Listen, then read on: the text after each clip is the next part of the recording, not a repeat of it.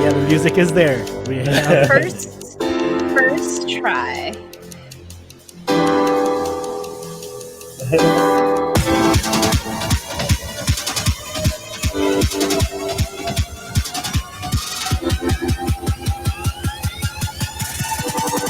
Hold your breath.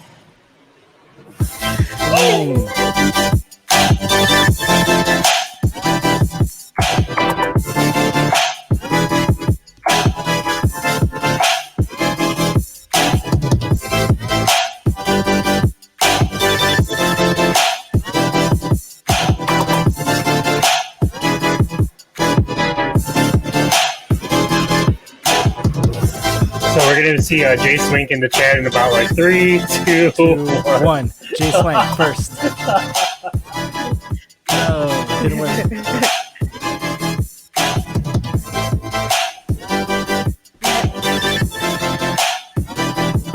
Virgil's first. Oh, there's Virgil Maxino's in the building. Number 1. Virgil. Number 1.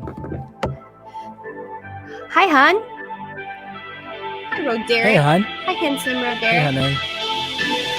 Hi, honey. Hello, honey.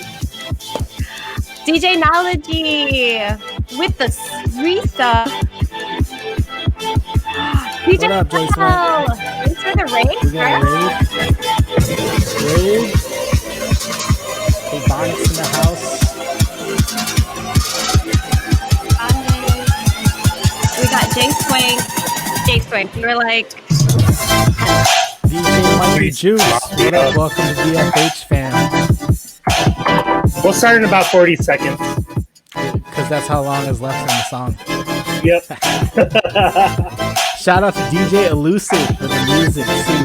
Big ups. yes.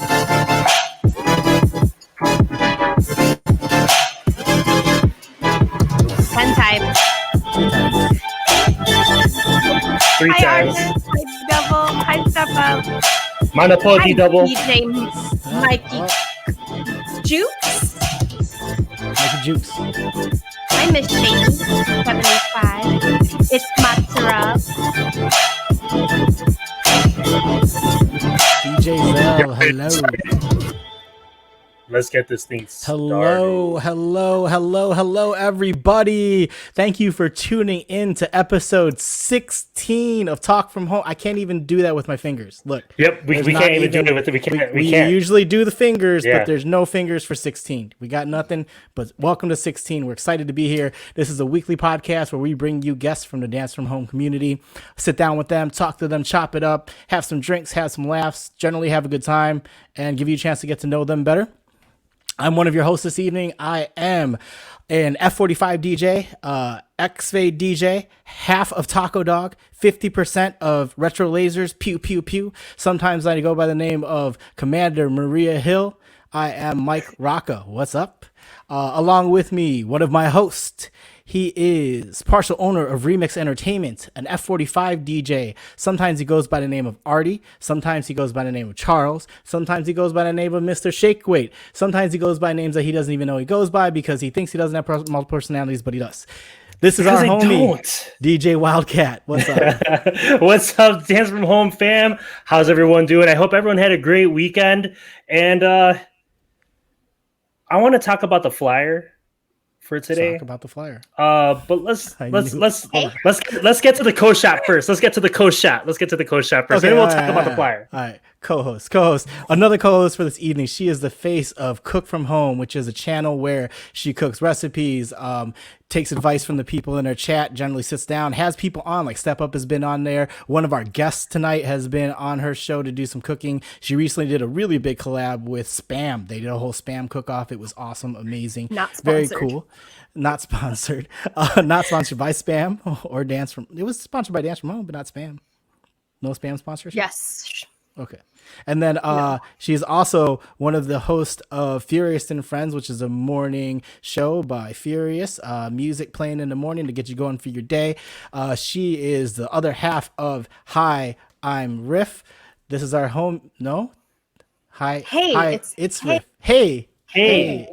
Hey, I messed it up. How many days did I go straight? You've been really good about it. 5 weeks. Like the past couple weeks. It's Hey, I'm Riff. The other half of Hey, I'm Riff.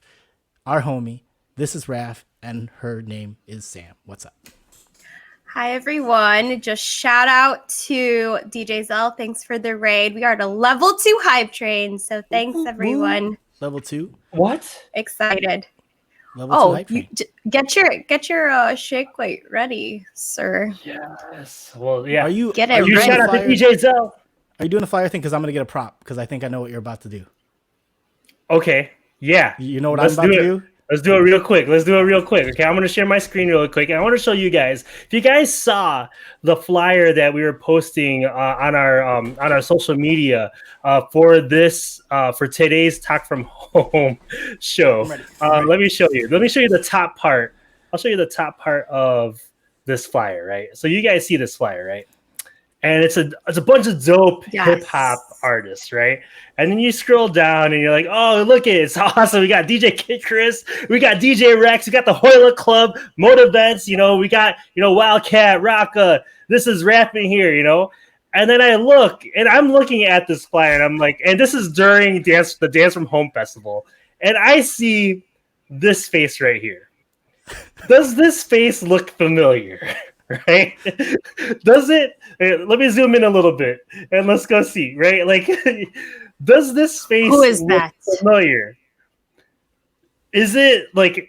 I swear, it's this dude right here. Wait, bring him right here. Right. Look again. Look at this, and then look at this. I do the flyers. So he thought I really slipped my face in there. But you're telling... Did you slip your face in with the other rappers? You're telling... But wait, Mike. No, for real, though. Look. You're telling me that's not you. It looks like it's not. That's DMC for Run DMC, man. No, I don't know. It's DMC from Run DMC. I still don't buy that, bro. I still don't. It's not me. It's not me.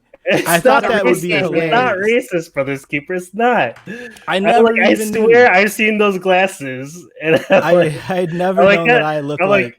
I was like, Mike tried to pull one on us.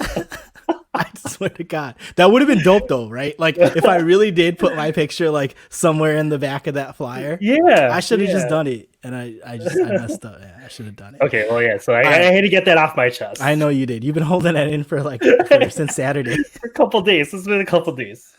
All right, our guest for this evening. Let me get some introductions in. Our first guest has been a DJ for 23 years. He's a father of 2, entrepreneur, content creator, software consultant, and a skater, which is really dope. Let's bring on our homie KidKris. What's up? Yo, what's up, everybody? Being here, man. How's it going? Thanks for having me. We do have another guest for this evening. So our second guest tonight is a DJ. Has been a DJ for 25 years. He is also an entrepreneur, audio engineer for Shore Incorporated for 13 years. That's pretty dope. I want to talk about a lot of that. He's into golfing, cycling, and ping pong. I want to play homie in ping pong one day. He goes by the name of RJ, by the name of Rex, by the name of Arj, by the name of Rexy, by the name of Rexy, Sexy, our homie, DJ Rex. What's up? Sexy Rexy right over here. Yeah. What's up? And we also have with us Hamilton. We got the hammy in the building. What up? What's Thank up, you guys everybody? for being on, man. Thank you for being on. He's so well behaved. Hoy one time. Hoy Luck Club. So how you guys doing tonight? Good? Chilling? Hanging out? Chilling. Yeah. How, Chris, how is your foot? It is healing slowly. I got my new ride back here. I got my knee scooter. You guys don't know. It's kind of dark. I got knee scooter. Our friend is a skater, and he hurt himself skating a little while back. For It sure. was nice out. So, broken and fractured ankle. Yep. Ouch, man. Ouch. Well, It's getting better though. I'm about halfway through the bone healing process, so hopefully I'll get start to try to do rehab. Maybe 3 to 4 weeks. So did you bring your DJ set down? Because you have to sit? Up. Man, it was a journey just to get this equipment from the basement up here. Oh, you so brought shout it out to up. my kids. Yeah, Nice. shout out to my daughter who helped me out. And then I had to move my office chair and like jack it up, but still, it's pretty high, man. Like, Yeah, it's still high. I was scratching on a stream and my shoulder started cramping up. I was like, ah. Oh, no. That's hilarious. Oh man, well I hope your foot heals, dude. Like, Thank you, man. We Thank want you to be able to stand while you're DJing. For sure. Rex, we're gonna start with you, man. Let's take it way back. Let's take it back 25 years. For sure. How did it all start, man? Well, When you were born. yeah. Yeah. Wait, yeah, you're 20. You're over 25 years old. Yeah, I actually want to say that it actually goes back to when I was 10. So I have older sisters, and they used to hang out with a lot of these guys that I actually met later on and started hanging out, like AKA Dave. Shout out to Dave Double one time. He was actually pretty Ten close. times. Yeah, he was close with my sisters, right? Among some of the other guys like in the crew, Schooladills, and they used to come over to the crib all the time.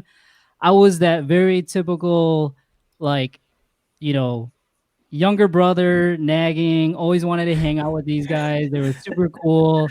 Like I had a basketball hoop that was like, I played ball all the time. So they would come over and just hog my hoop, right? Yeah. And I'm like, I want to play, but like I couldn't play because all these guys are hogging my hoop. And like, the game Courtesy? Remember that game where you just like shoot? Yeah. And I would like never get the rebound. And I would just get so mad. So you just never got the ball, and everybody's shooting around. Yeah, and they're just shooting around, and they know they're clowning me, but they were super cool. Shout out to Schooladills, and they actually kind of really, my sister like exposed me to like this whole, scene, right? This clubbing DJ scene. Not that they were throwing parties at the house, but it familiarized me, right? So then fast forward real quick to a couple years after that, my grandma actually passed on my dad's side, and it kind of brought, how when someone passes, there's like the prayers and the 30-day and the 60-day, and like it actually brought together some families that I've never really met, and it was actually really cool to see these family members, these distant cousins, but they're all local. So we go to this one of the first parties, and my cousins are DJing, and I barely know them, but they were called Magnetics Mobile. Okay, this was their DJ crew. Two guys. This guy Jeff Yambo, and Marlon, my cousin Marlon. So they're DJing. I was just like in awe, right? I'm just literally glued. I'm like, dude, that's so cool. Like I kind of know what that is, but I don't. But I really want to know. So then ultimately those guys actually helped us out because they sold turntables to my cousins who are my kind of like good friends. I grew up with them, Jin and Dale and Glenn Balsita. Shout out to them. I saw Jin is in the room. G-Funk 105, what up? But so we basically just bought, they sold us our turntables and we basically just taught ourselves. And this was, again, about 94. Some of the records I remember buying was like Fat Boy, Conway, Divas to the Dance Floor, like a bunch of these records. Wait, and I we remember do have to ask the question though before we keep moving on, because we have to get where the line is. How long did it take for you to go, bitch? We have a standard. I was lucky because when I went over for the first time and they already had it set up, they were probably using it for a week or two already. So I came over. And I remember this. They put me on the spot. They're like, "Here you go, RJ, go ahead." I'm just like, and I had no idea what I was doing, And like, I remember I had a record here and I had a record here, and I like pulled it over and no idea what I was doing. And then they kind of just told me, they're like, "Hey, 4/8 counts, grab one and then let go on one." And then it was pretty instant after they told me.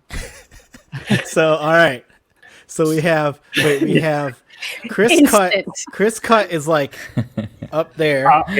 Outside of the view. Rex could flare in 5 minutes. Rex is somewhere like here. It's at same the day. Yeah. We've got like Brothers Keepers around here. Everybody's around here, and then all the way down here. I'm not in view. Mine is not in view. That's like, where Artie, all the way down here. All the way down right here. Like if you can see my hand, that's where it is. That's where Artie. You gotta scale up. So that's all we need to know. We just need. Well, we're gonna ask KidKris too later, but we wanted. Yeah. No, but it was just crazy because again, they were kind of teasing me at first, and they were like, "Here, go ahead. You know, you big shot. You know what you're doing." I'm like, "Dude, I don't know what I'm doing." Like, and then so they just taught me, and from there we're just like, you know, I was over there every day, all day. I would generally spend my summers there anyways. So they lived in Berwyn at the time. So we were spending, mind you, I'm in 6th grade. So we're like spending any money that we had to go to the local record store. You know, Bobby D, Mark Ski, Tim Spin and Shomer, all these guys are huge at the time. Mm-hmm. You know, the Mixmaster, local B96 radio stations, Mixmasters, and yeah. what everyone would listen to. And what are you spinning right now? You're spinning house, right? Like, yeah. So it's house and Euro, and pretty much hence the love for Euro. That's why I go nuts in Paul Encore's room because it's so nostalgic to me because this is everything that I started DJing with, right? Markski was like a god of ours. We just every time he spun on the radio, we're like, oh my God, Markski is like killing it, you know.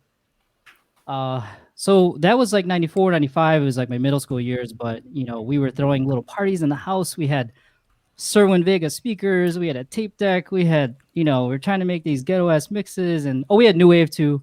We also had new wave records, of course. But then it kind of died out, you know, I'm not gonna lie. 6th, 7th grade, there isn't much opportunity out there for 7th grade DJs. For 7th graders, yeah, it's not a market. Shocking. Not a market for you. We didn't really know what we were doing. We probably collected about 2 crates worth of music up until then.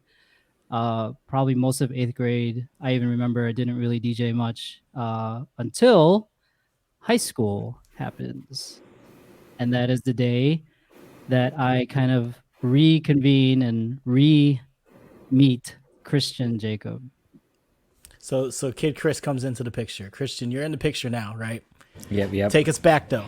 Take us back. So before pre RJ, what was life like? Oh man, like whatever. I went to Catholic school in Bolingbrook, so I didn't go to school with RJ.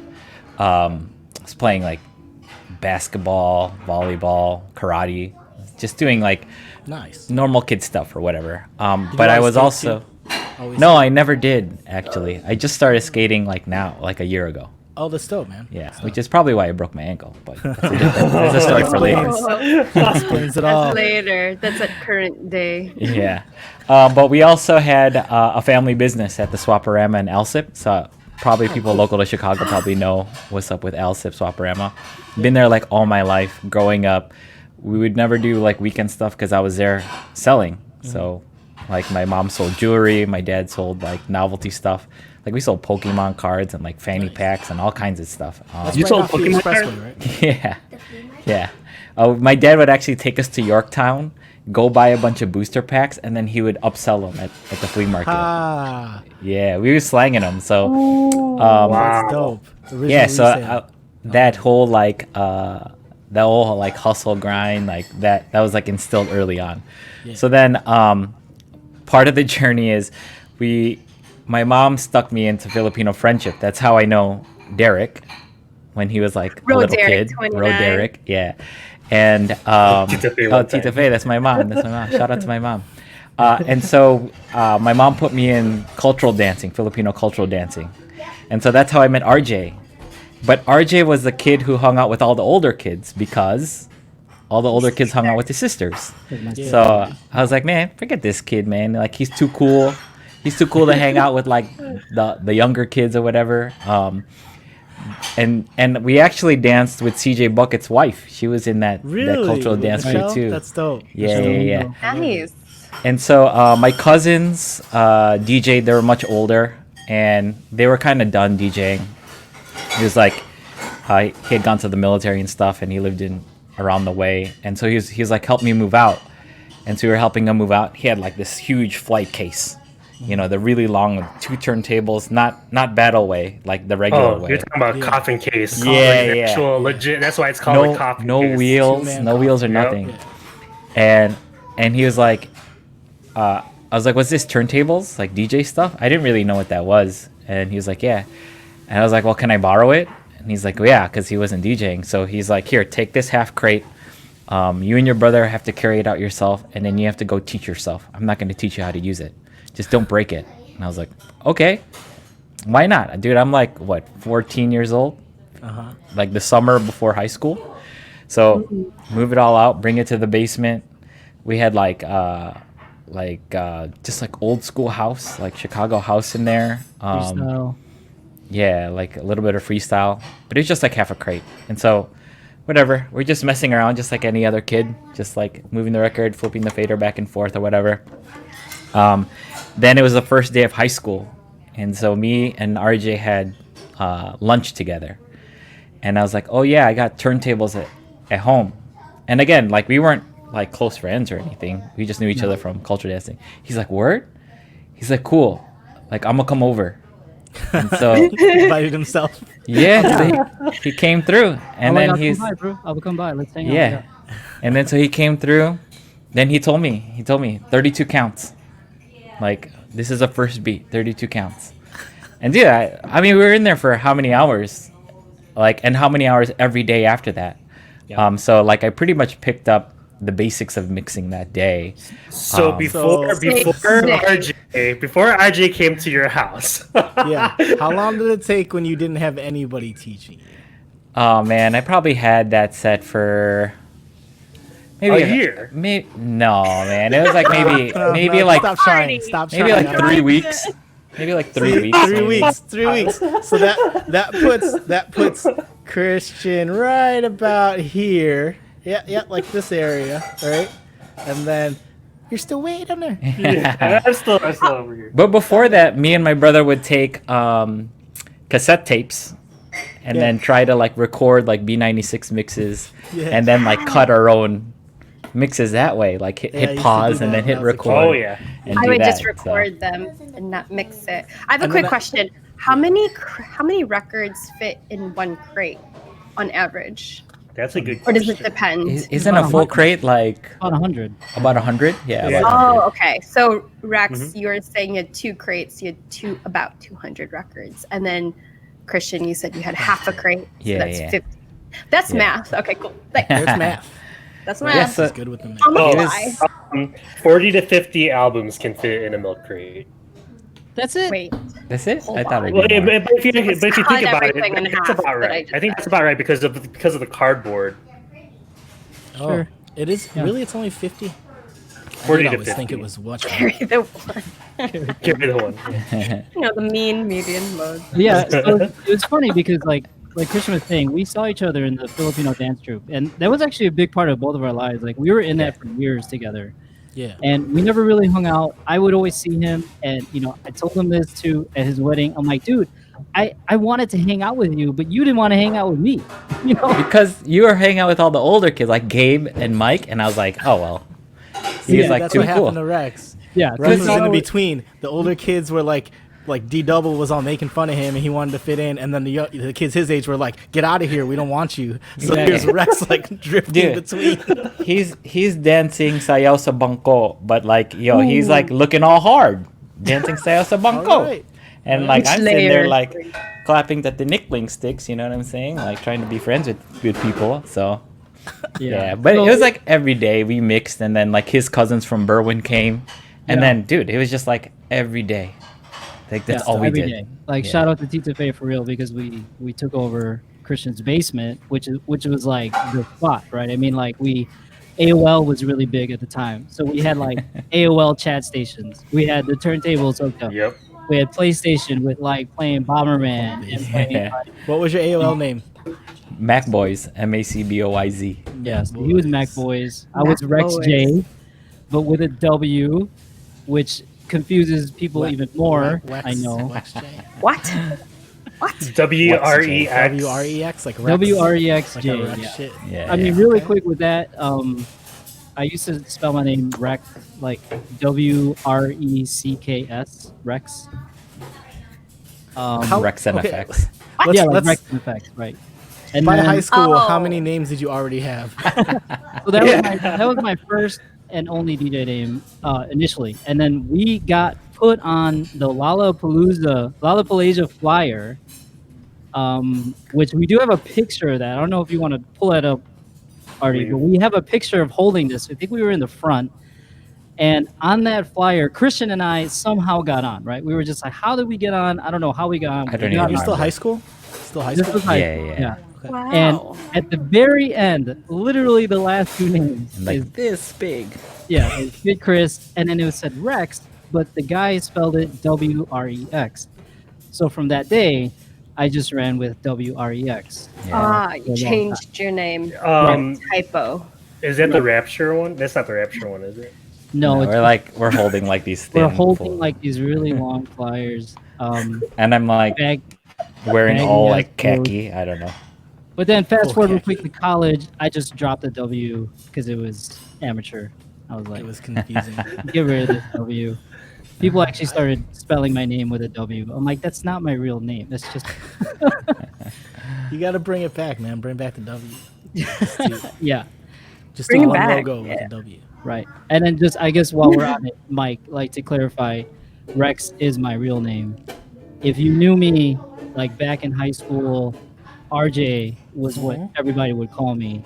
Right. And that's actually what I preferred because like cousins, RJ. family, you know, if you were friends or cousins, it was always RJ. So when I went to college, I decided because it was always confusing in school, like, what do I tell people my name is? Is it Rex or is it RJ? So for a legal government name, I'm like, you know what? I'm in college now. It's Rex, you know? So then everybody started calling me Rex in college. And then when those two worlds collided, right? The old school and college, Mayhem. people had no idea that like Rex and RJ were the same person. And so then I was struggling.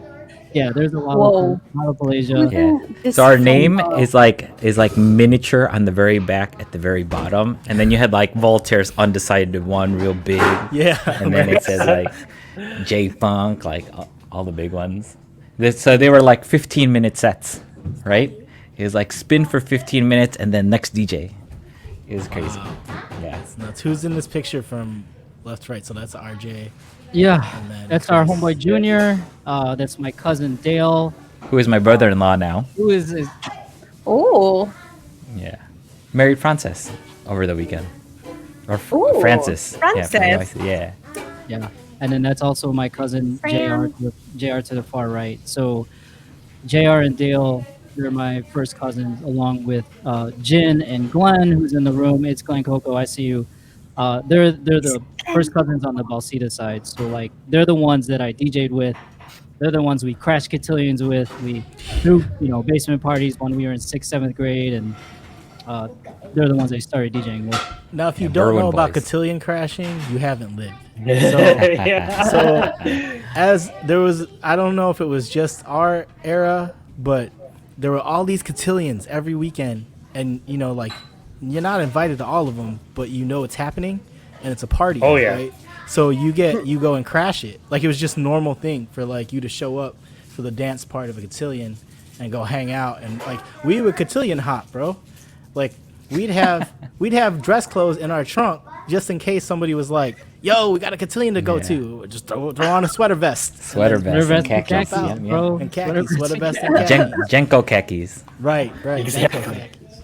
And the sweater vest. That was shit. With the belt that's like hanging like all the way down the to long, the ground. the long braided Yeah. belt, the braided Yeah, belt, the braided belt. Yeah. all the way to the ground with white K Swiss on. There you go. Yeah, Oh yeah, the white K Swiss. K Yes. shits, bro. This is a starter kit, man. This is a starter kit. Starter kit, cotillion crashing starter kit. Yeah. Somebody needs to make Yeah. that meme, man. Somebody please make that meme out there. If you have any type of skills cutting shit up, make a cotillion crashing starter kit and put that up. And Yeah, man. we'll post it. We went. So we started DJing, right? And, we were just doing a lot of house parties. Christian. So Christian picked it up, and like, I told him this too, like a while back. I'm like, bro, I don't think I've ever told you this, but you actually saved my DJ career because, like I was saying, I was already like kind of over it. Me and my cousin stopped. We hadn't touched the turntables in like a year, and I was going nowhere with it until Christian like had this passion, this drive, like, oh my god, this is like, I remember his eyes just lighting up. Dude. And then not only did they light up, but he's like, okay, I'm going to invest my time and any money I can to just buy my own gear. Like his cousin's gear wasn't even like an option for him. He knew that wasn't his. So he slowly started buying his own gear. So, which, by the way, my 1200s, these right here, are from Joey Santos, who is a DFH DJ too. Yeah. So I bought those from Joey Santos. Yeah. But yeah, man, like it was crazy because we were doing it for fun, and just like any other DJ or with anything, you just get super into it. Like when you just gravitate towards it, and you never want to stop. Like at least that was my experience with DJing. That's all I wanted to do. And so like every day after school would be like that. And so I mentioned like my parents had that shop. And so as a little kid, like it was just like, that's all I knew, right? Okay, so how do I monetize this? Like, let's start throwing parties. Let's invest in my own gear. Like my mom actually said, I'll buy those turntables from Joey Santos, but you have to work at the flea market every single weekend until you pay it off. And I was like, all right, let's go. Let's do it. Yeah. And so we paid it off. And then we would bring like records to DJ parties. We'd go into people's basements, and it was just like, and at that time there were anyone in Chicago, I'm sure everywhere there's crews, right? Like Asian crews, Filipino crews, or whatever. And ESF, FBI, yeah, Seafood Squad. So that's why we made our crew. Like we were like, no one would put us on. No one would invite us to DJ parties. Like we were in Bolingbrook, right? So it's not like we hung out in Chicago. So we didn't really know anybody. And so we're like, okay, well, if no one's gonna put us on, like let's put ourselves on. Like let's throw our own party. Let's hang out with people and start this crew. And what's crazy is it worked. Like it actually worked. Like all of a sudden we got a crew. We're just making it up. Yeah, and now we're somebody, right? Now what's the name? What's the name? MAC. MAC. MAC. Okay. We're MAC. So that stands for Master Asian Creation Productions. Ooh. Or, Master. I'm writing this down. Yeah. Master Asian Creation. Probably of names. Productions. Master Asian Creation. Also, aka Mature Asian Christians, or Music Around Communities. Music Around Communities was another one. Yeah, it was so Asian. But yeah, like so we had our crew. The Berwyn boys were a big part of that crew, and some of our guys they were breakdancing, and then most of us DJ'd, and we're like, okay, let's throw our own party. Let's go to other people's basement, bring all our equipment or whatever. And that's where we threw our first party. It was at Willowbrook Lanes, which is right off of Kingery, right? Kingery, yeah. Yeah, and so we printed our own flyers, and like who was it? Mig who kind of helped us out there. Yeah, so Mig Pasquale. Old school. Wow, DJ Mig. Yeah, High Impulse. Took us. High Impulse. Took us under his wing. Brought Boy Wonder, right? Mm-hmm. And that was the first time we kind of hung out with Boy Wonder. We were talking about it. He brought Starstruck. This Vestex at the time. There was a Vestex mixer that just came out. He brought it, and it was so dope. And everyone was just like, "Oh my god!" Yeah, it was a PMC 01. PMC 01. Yeah. I don't know. And so we are just like, dude, this is Boy Wonder. He's on all the flyers, like, and he's coming to DJ for our party. Of course, we headlined it though. It was like Rex and KidKris, and then like Boy Wonder's like down here, or whatever, and a couple of other DJs. But dude, it was dope. It was a dope party. Like we made some money off of it. There was like, I don't know how many people were there, like at least 100 people, right? 100, yeah, probably 100 people. Yeah, probably 100 people. And we were, 15 years old? I was about to say, it's amazing they used to let us do those type of things. Like, right? Back on that, like, they would never let kids do that today. Like, a bunch of teenagers charging money at the door to get a bunch of people in and have a party, like a rager. Yeah. This is our second party that we did. Yeah. So now that we had the first one under our belt, we did this one a little bit more prepared. It was a little bigger. The venue was Hinsdale Community House. Oh. Hinsdale Community Center. So we lined up performances, near perfection. Shout out to Albanese. We had Throb. Shout out to Jamie Knows Shout out to Valtizi, Jamie Knows. dance crew. Wait, so near perfection. So Albanese was part of near perfection. Yes. And then Jamie Knows Maltese was part of Throb. Yep. Correct. That is crazy. Amazing. And we made this flyer like learning Photoshop ourselves. Like my brother bootlegged it, and then we made it in my basement. Like, so we had our DJ station, the AOL like Photoshop gaming station, and then like the basement where like everyone just hung out. And so we made this like we printed out in our own basement. We cut them all up. Dude, RJ used to throw them at Yorktown. I'd be like, dude, we printed those from our house. Why are you throwing them? Like, we spent so much money on ink or whatever. That's Christian the hustler right there. Like, you know how much money that one flyer cost?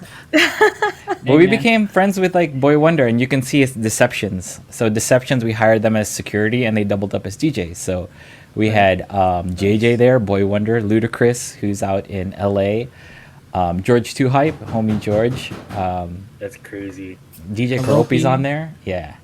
And so whatever, we came in there and no one was going to let us 15-year-olds throw a party in there. So RJ's cousin Warren, rest in peace, he played accordion with D-Double, by the way.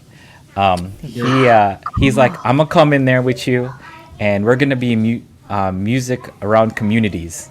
And we want to throw a party so that kids have a safe place to party. Yo, like we had security though, like you know what I'm saying? And we had performances, and like there's hella people that went to that one. That one was really good. At least 200 or 300. Yeah, for sure. It's so dope.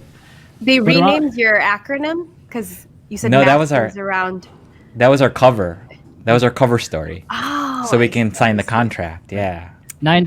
Yeah, it was $9. $9. $9. What's the inflation for now? What does that man, equate steep, to? bro. That's like $30. But you get $2 off. You get $2 off at the flyers. Yeah. Bring the flyer back. Savings. Yeah. Dude, read that, most anticipated and biggest party of the year. Dude, that's marketing in its finest right there. August 28th. Yeah, of all the days, August 28th. Is that a Labor Day weekend? I don't know. Oh, it is. You know what? That could be Labor Day week. Oh, Yeah. Depends. maybe. Yeah, but so this was kind of really getting us into like, okay, now we're organizing.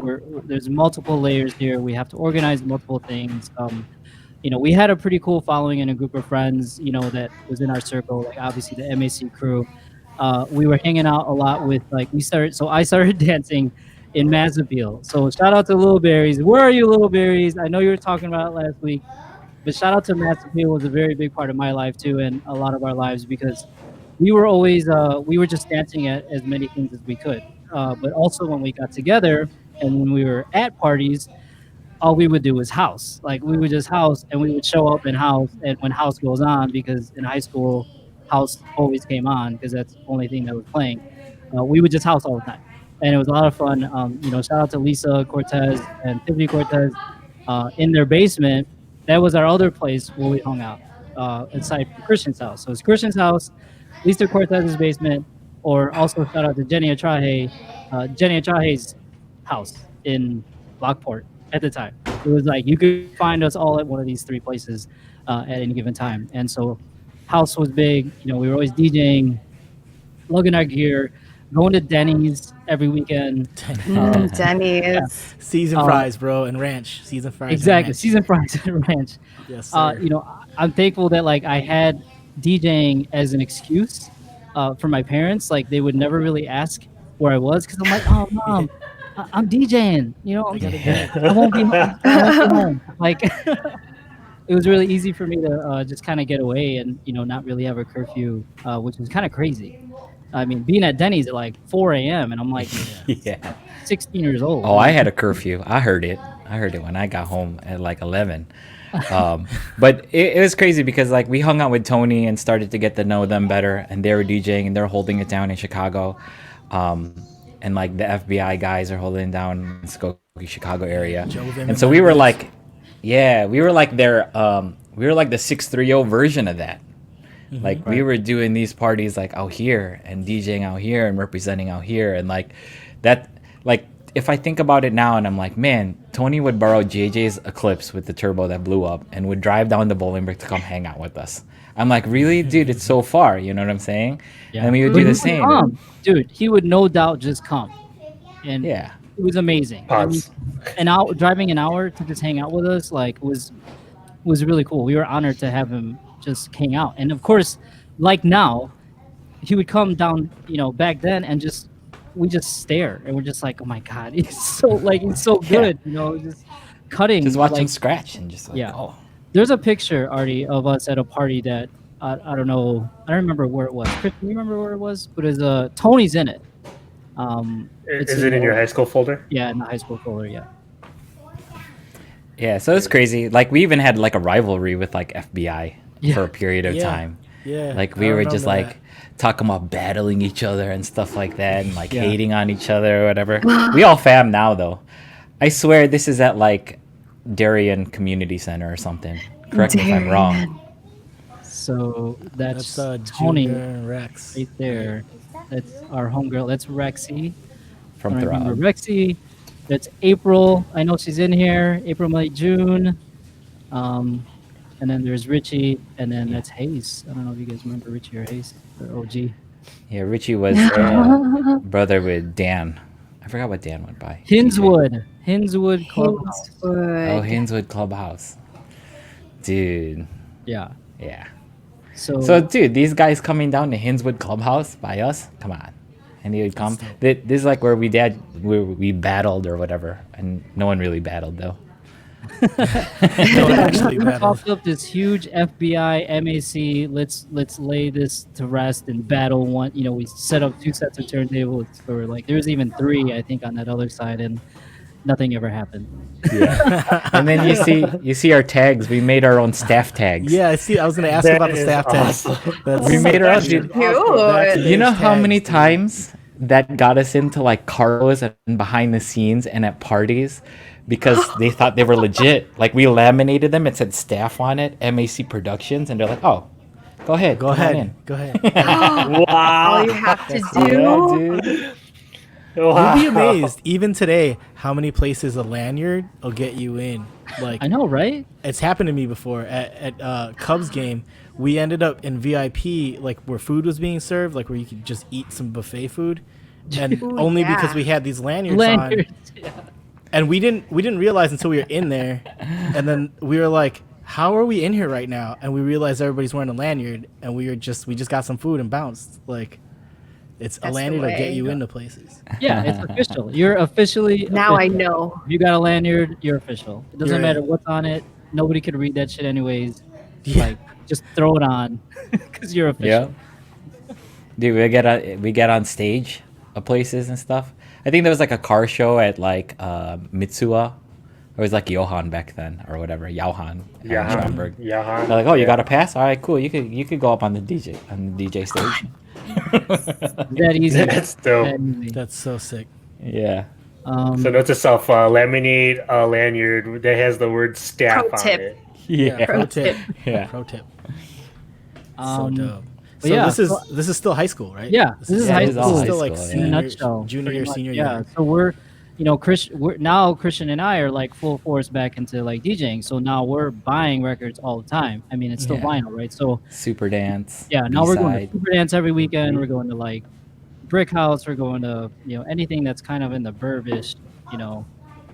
Gramophones was like a trip. Like, we want to go to Gramophone. Like, that was like a trip. Yeah.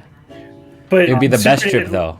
You're talking about the Super Dance in like Arlington Heights. Yeah. So you drove all the way from Bolingbrook to Arlington Heights. Yeah, because we would promote at Woodfield and hang out in front of the Sanrio store, right? Yeah. Sanrio. Yeah. Yes. Yes. That is dude. awesome. Those are the days where you'd like go into anywhere and people would be like, "Oh, what's up, Rex?" And be like, "Oh, what's up?" Like everywhere we'd go, you'd like know somebody. Yeah, it's fun. Woodfield was the shit back then. Yeah, Sanrio store was like popping. I mean, Woodfield is still popping.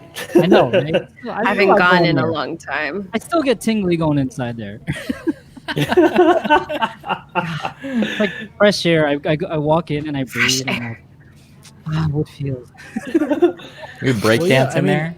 it's true. Like everybody worked there. Yeah. At Abercrombie was there. People worked at Abercrombie. You had people working at Aeropostale. You kind of make your rounds, right? Yeah, you make your rounds, say what up to everybody. You know? Yeah.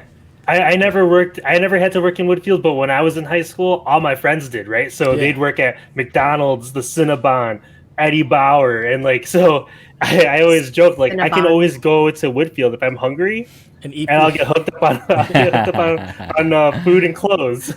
you buy one burger and homeboy put in like 7 or 8 burgers and 4 fries. Yeah, I'll ask for McFlurry, and like they'll put all the Oreos in there and then top it off with the vanilla ice cream. So we ate at Yorktown a lot. Structure. Yes. Longman says structure, which is Express now, right? Right. Yes, it is Express. Express now. But Yorktown was a little closer to us, so we hung out at Yorktown a lot. Ate at Panda Express, freaking regularly. Cinnabon. This girl Selena worked Selena at Bond. Cinnabon. Cinnabon. I keep calling it. You call it that? Cinnabon. Cinnabon. I think it's Bond. Cinnabon. I know it's Bond, but you say it though. Yeah, Cinnabon. Cinnabon. Cinnabon. Turn Cinnabon. I'm going to Cinnabon.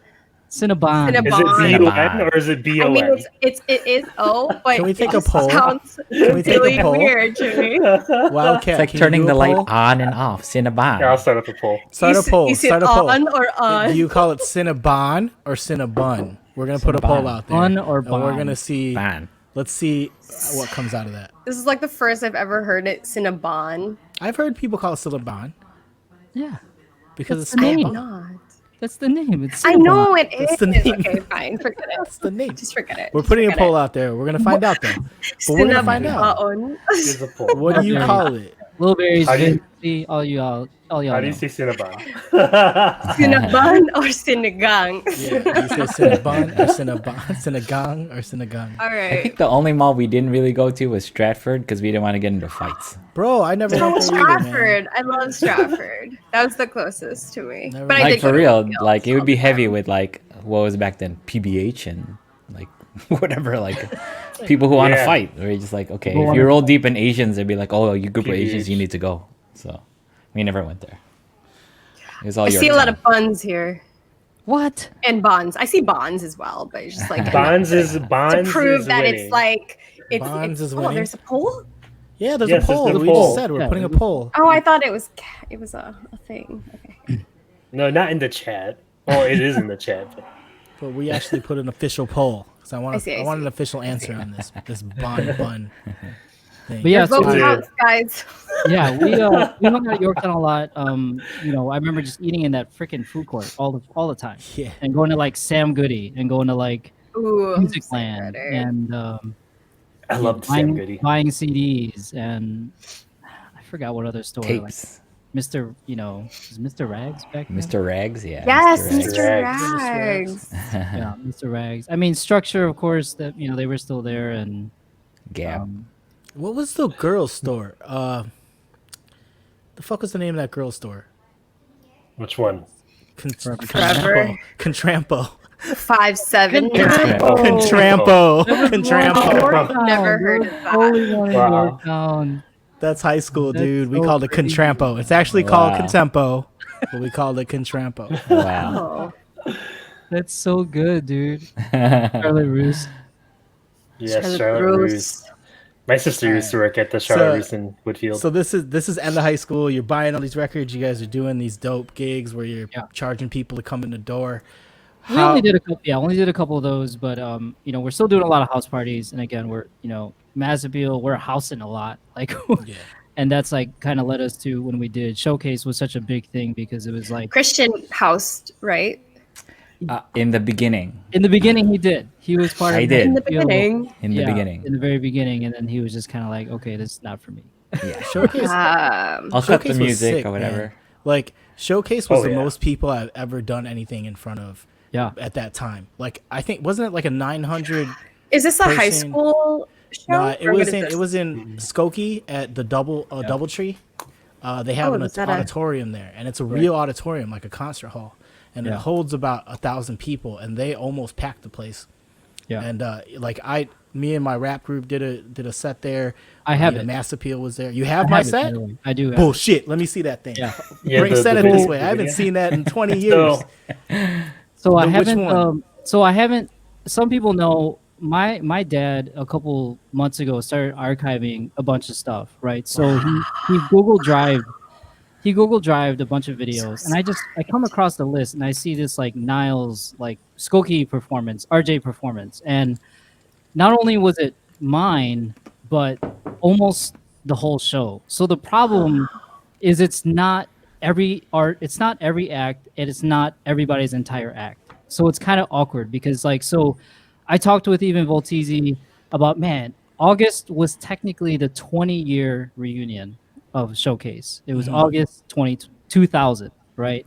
Mm-hmm. So we wanted to do something, put together all the footage and invite everybody that was there, do maybe like this streaming event, but we just never got around to it. But trust me, we're gonna do it. Mike, I will hook you up. Dope. There's a lot of people in these videos, like. So which year showcase? Was it the first showcase? It was the very first one. Where I've got a yellow shirt on. I don't know. I had a yellow shirt the first one, a blue shirt in the second one. My second one sucked. I don't want to see the second one. I want to see the first one. while we're going, I'll look it up, and but I remember, because even the Dean's List performed. So that was with Voltaire, Dave. But I see stages. I saw Devotion performed. All the dance groups. Devotion. Yeah, Devotion performed. Did Moosney's group perform too? Yes, the midgets performed. The midgets. Yeah, midgets performed. Yeah. They all performed. Yeah. So I have all these snippets and videos. That's why I even have the Mass Appeal in full performance. I felt bad, Little Berries. I should have given it to you for yours. But we'll post a link to the Showcase one or to the Mass Appeal one at least. But Mike, I don't know. We got to think of something special to we should try to get everybody together. Yeah, get this. I mean, we have a lot of people in DFH. Reenact it live again. We should just do a new showcase. I feel like that would be new showcase. Do a showcase stream on Twitch. Oh my god! If RJ did that routine, he'd be like,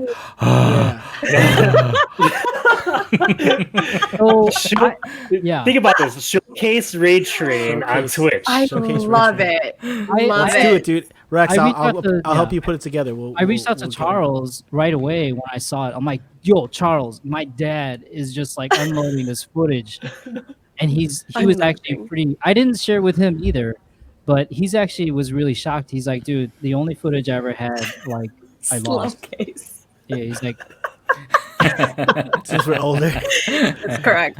But yeah, he was like, dude, the only footage I ever had, I lost in either a flood or something. So Charles doesn't have any of it. So I think I'm really the only person that might have any. That's what I thought. I didn't think anybody had that footage left. Yeah.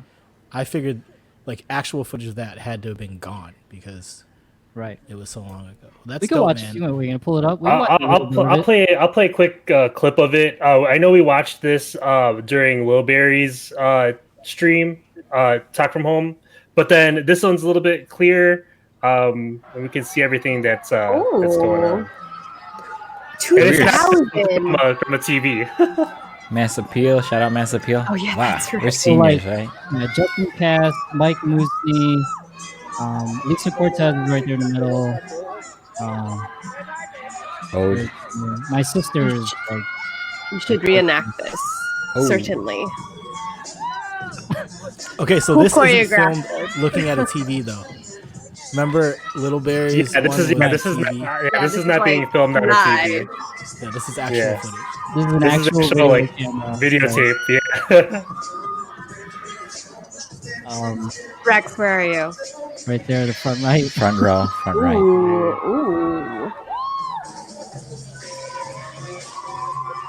Yeah, let's go. Which one's Little Berries here? We put this together in... Is this it right here? Yeah, I think so. Yes, right there in the middle. Oh, girl.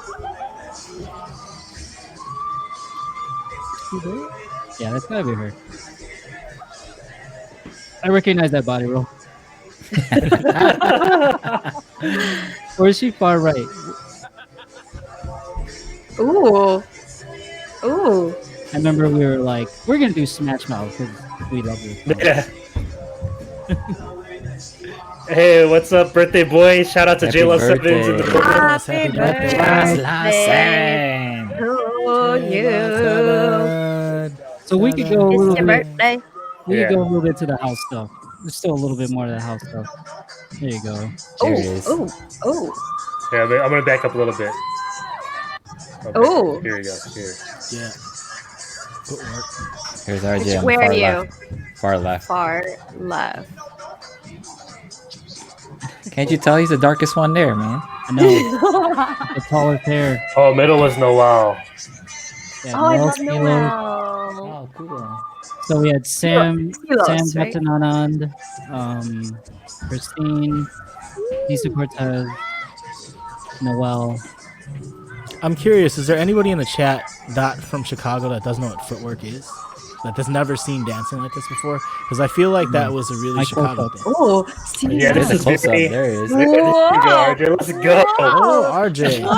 Let's go. Whoa. Oh. I feel like you need to wear the same outfit when you do this reenactment. Oh, yeah. Get rich. Dang. Yeah, housing was huge, man. House footwork Hey, was so big. Furious. Yes. Hey, What's up, Rama. Furious? Rama Rich. Hey, Urge. What up? What up? So I still have those pants. Those pants Yes, are from we Old love, Navy, we love. and I do not. Oh, The Old girl- Navy's still here, though. It's the girl part. Christine, which one are you? Rama Rich is asking if we don't house anymore. The transition. I'm saying that they still do. Dude, our ACLs can't take it. Yo, Jim. Me and Cass. Wow. Yeah, look at this, RJ. Whoa. Wait, that was my favorite part right there. That's my Backwards. favorite part. Yeah. Backward Backwards. mirror. Isn't that Lil Berry's up front? No, or is that Jenny? I can't tell. Booty house. Oh. This is before they Oh, HD. Lil Berry's is far Right. left. Lil Berry's far left. Far Oh, left. Yeah. Yeah. No You HD. guys look really tall. Wait, you said second right. Oh, second right? Oh. Right here? Right here? Oh, Second. I don't know. I can't tell anymore. Oh, yeah. Justin. And Rama, yeah, it's like Juke. It is similar to Juke for sure. Very similar. Nice. Was that you? That wasn't That you, was right? dope, man. At the very end, Raka. That wasn't you at the very end. What?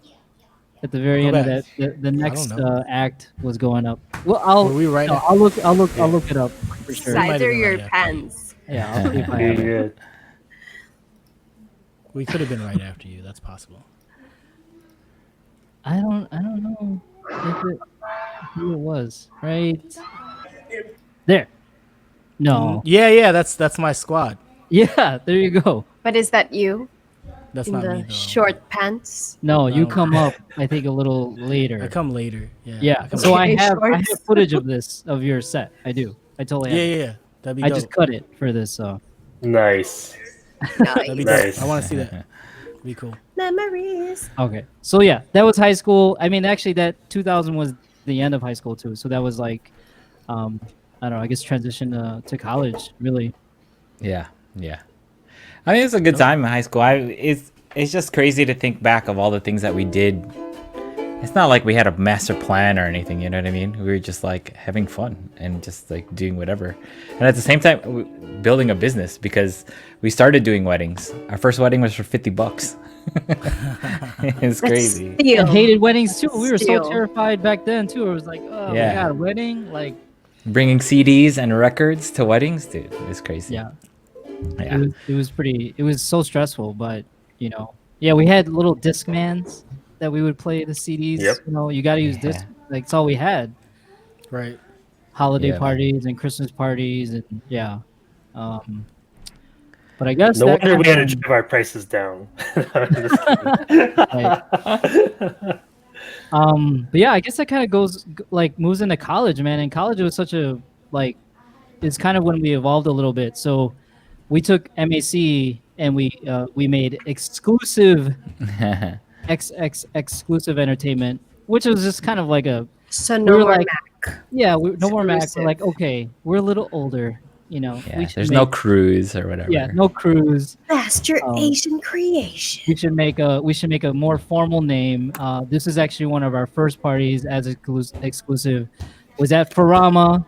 So Shout if you ever out been to Farama. Farama, Oh yeah, you can tell that's Farama. yeah, it's 2001. We had some of the homies in there. Is that Judachai? Judy Chai, Eddie, Homie Eddie, cousin Marvin, Guns. Jin, yeah. Is it Guns? Yeah, Peter Guns. So we took exclusive at this time. So I went to school in Indiana. I went to Purdue. Shout out to Boilers. And then Christian stayed at UIC. So we really were kind of like separated. We really were.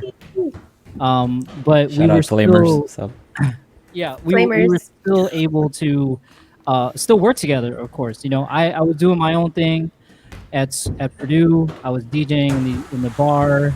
This, you know, shout out to the Boiler Room, which was like one of the craziest, you know, stories. As a freshman, I was frat hopping. Purdue was a big Greek, you know, school, and there's nothing else that you can do, right?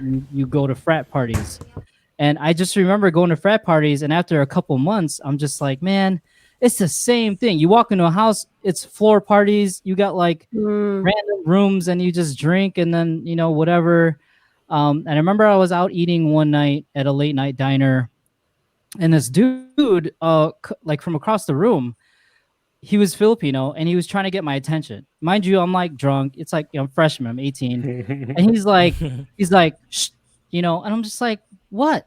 And I'm just like, get out of here! Like, I don't know you. You know, it was so weird. But he was just like, shh.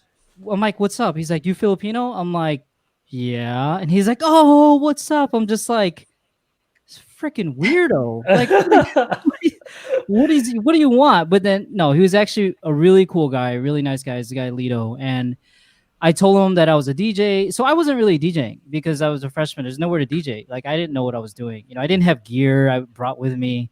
Purdue's like 2-3 hours away. So like I didn't really bring anything with me.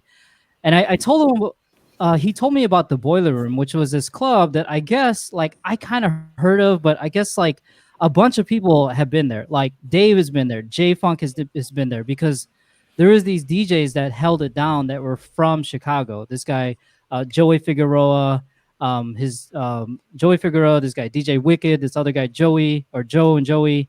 And so anyway, long story short, Lito was like, hey man, I'm going to hook you up.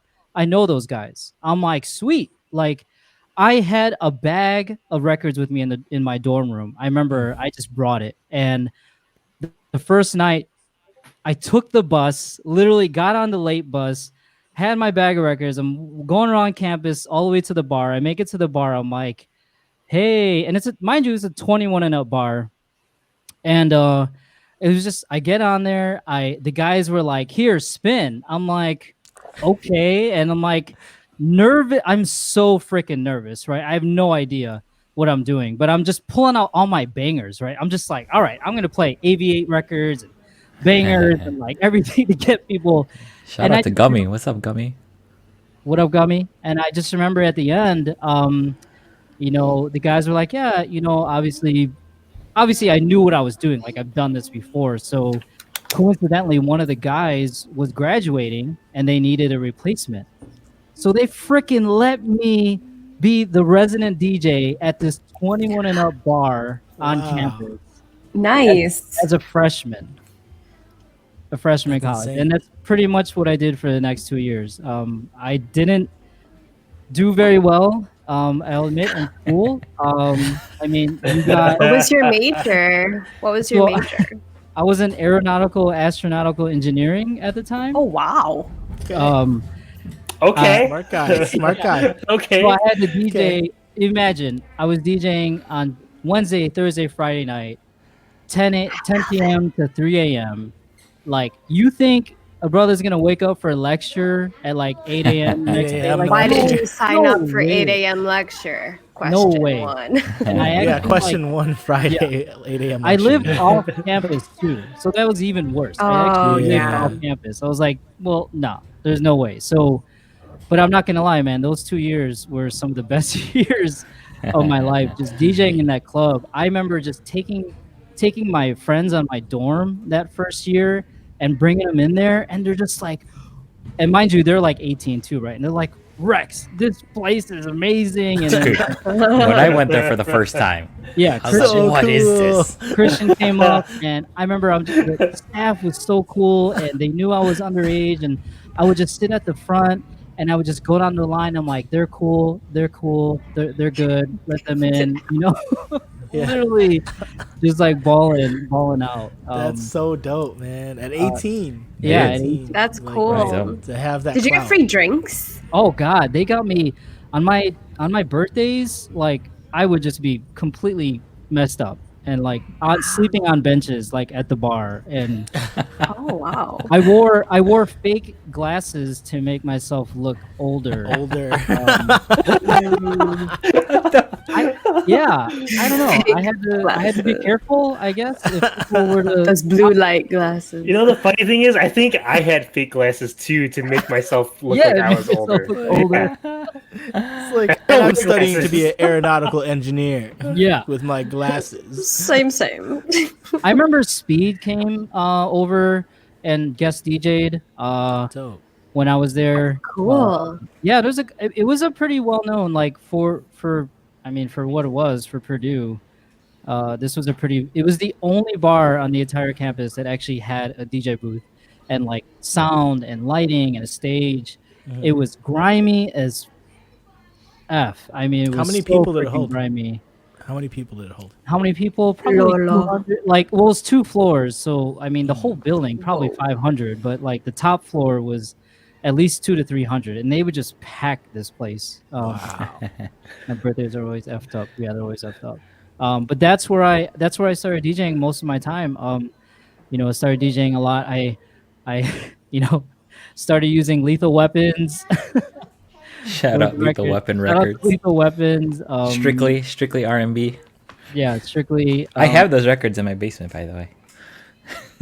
And then but I was also Wicked. He was a big DJ from the radio station in Indiana. So he was the guy I was DJing alongside. So he would just give me a lot of records too, and so it was pretty awesome to just kind of get anything. He was part of pools. So back then, record pools, actually you got records. You actually got physical records. Stacks. Yep. And he would get sent to his house, and he would just have like boxes and boxes of and you get those stacks in only like 5 tracks at most if you're lucky. Right. Yeah. And A lot of trash. Wicked loved singles, and I'm like, dude, but he would give me albums, and I didn't really complain because I'm like, dude, I don't care. Like, actually, that works out better for me because it's less I have to carry, and I have albums. You know what I mean? But real DJs only had singles. 12. But so I'm doing my thing at Purdue. Christian now he's at UIC, right? I think Fix Exclusive was kind of born. Yeah, it was a different experience for me because it was kind of like starting over again. So, like I hit UIC, whatever. We went to Sidecar. We went to Allure. We had to like sneak in to get an Allure, but I wasn't DJing anywhere. No one was really putting me on because like it was Ginseng, it was Asian Elements, like what was popping? Like those Korean clubs were popping, and I was in none of those. Yeah. I was in none of that. You were involved. Allure. I used to go into Allure. Yeah. With my fake ID. Right. Yeah. But like, of course, knowing Tony, like he was just the one that like enabled me to get into it. So then it ended up we would go to NIU parties, and then that's how I met Chris Mix, because Chris Mix had all the equipment, like everything. And so him and Geronimo would always set up equipment. So if Tony went to go DJ, it was most likely Chris Mix's equipment. So I think we were at Fat Boys one time. He introduced me to Chris, and he's like, "Oh yeah, I go to UIC too." And so then we became friends, and that's how I got into the club scene. And so just like in high school, no one's putting us on. So what did we do? When RJ came home, we threw exclusive parties. Yeah, threw our own parties. So we made our own brand. We started throwing our own parties. We came up with a ludicrous idea. Like, we're going to do a college tour. Like, who says that? Like, we decided to do it. So we're like, okay. So Chicago is Farama. And then we went to U of I. and so we DJ'd a party at some Chevy's Mexican restaurant. Oh, really? Yeah. Mm-hmm. Yeah. That's dope. Dude, all the heads would come out. Like Volter was there, Strike 3 was there, D Double was there. Take And a then drive. yeah, we were all at Urbana and we did that. And then we were like, okay, where's next? Purdue. So it was Mafa after set. We did Mafa after set. Yeah. Now the Chicago ones were a lot harder to throw because no one would do 18 and up parties. So I think it ended with us trying to do an A5G party at Allure, and no one underage got in at all. We still do the party or whatever. That's right. I remember that. Yeah, and so we made our own flyers. We designed them, promoted them, staffed them. I remember coming home from Purdue, and I came home and there's a stack of money like this on my dresser, and my mom's like, "What's that?" I was like, "Oh, we threw a party like over the weekend at Purdue." She's like, "That's crazy! Like I was selling drugs or something, Awesome. you know?" Yeah, that's awesome. Yeah, and so That's what she was thinking. yeah, so like RJ would come home and we'll get down to business, and we DJing all parties, dope. and then that led us to do exclusive parties. So Fix 26 was like the 18 and up ginseng. So that was Geronimo, Judah Chai, Boy Wonder, all those guys, and Chris Mix was part of that. And so we started throwing exclusive parties. We threw parties at Hamien, Yeah. throwing chairs and shit, and like people rolling out of their minds. And then that's how I ultimately got into like, of course we knew JJ for a long time, and that's how I got into ginseng. And so after that, it was just like Chris Mix just put me on like anywhere, and like I got to know Vic better, and then I was DJing, you know, Buzz on Fridays, Red No on Thursdays, Zentra on Saturdays, and every other place after that. Yep. Yeah, Soundbar, all of it. That's it right there. That's the I was hustle. following you every single weekend. You know, Yeah, I was there we did at I was there at Buzz on Fridays, Red Nose Saturdays. You got they- you got to show some of these club photos, RD. Yeah. Yes. While you're finding that, that's words to wise out there. So what they're saying is, if nobody is putting you on and nobody's including you, go put yourself on. Put yourself on, and somebody's gonna put you on. Like, do it yourself. Nobody's doing it for you or with you. Make it happen. Yeah. So there's Vic. Shout out to Vic right there. Evil Olive. Evil yeah. Olive. I loved Evil I Olive. remember I love Evil Evil Olive. Wow. Here's one right Yeah. here. Funk Giants, Boom. right? Funk Giants. Oh, wow. Shout out to Stephanie Yeah. Bay. Shout out to the Wow. makers. Look at that Serato shirt though. Those Microwave Warm do makers. that Yeah. now. More warm makers. Always Microwave warm. makers. Yeah, look at his What face. year is this? What year is this? Oh man, I don't know. 2000 It's all a something. blur, dude. 2000 Yeah, something. Probably like 7 or 8. Probably the 2007. latter. It's got to be 7. Yeah, 7. This was at Zentra. This was actually at Zentra. those yeah, are Funk those are Giants- photo Funk shoot. Giants was born. Those were So- the 4 Nice. Funk Giants. Funk Giants. Wow. And like we were second gen, like I was, you know, pretty honored to be part of that group. So that's J Funk, Chicago Bulls, Yeah. Chris Mix, Boy Wonder, myself. Look at those Boy Aloha. Wonder's right here. Yes. What about them? But yeah, dogs? so like there was a generation before that. We were the next generation of ginseng funk giants coming up, and so we were the headlines for a majority of all the ginseng parties. And like before that, it was like me and Chris used to joke. We used to call ourselves the resident stealers because we would go network and hang out at the clubs, and then be friends with bartenders, managers, other DJs. And as soon as our resident DJ got sick, they called Chris or me, and then we would take the residency over. So we were doing we did Dragonfly for a long time. We did Entourage for a long time. We did Rest in peace, Transit. Dragonfly. Yeah, both of them. We did the one on State Street and then the new one on Randolph. And then Oh yeah. dude, on and on and on. What? Like everything. It was just like Yes. nonstop. What we do now in chat rooms, we were doing in real life. Like going to bars, going to after parties, saying what's up every time, you know, like going to all the bartenders and stuff like that. And like we may not have DJ there, but we were going to. Like that was the game. Like we were just Damn. straight hustling back then, you know? Yeah. I like that.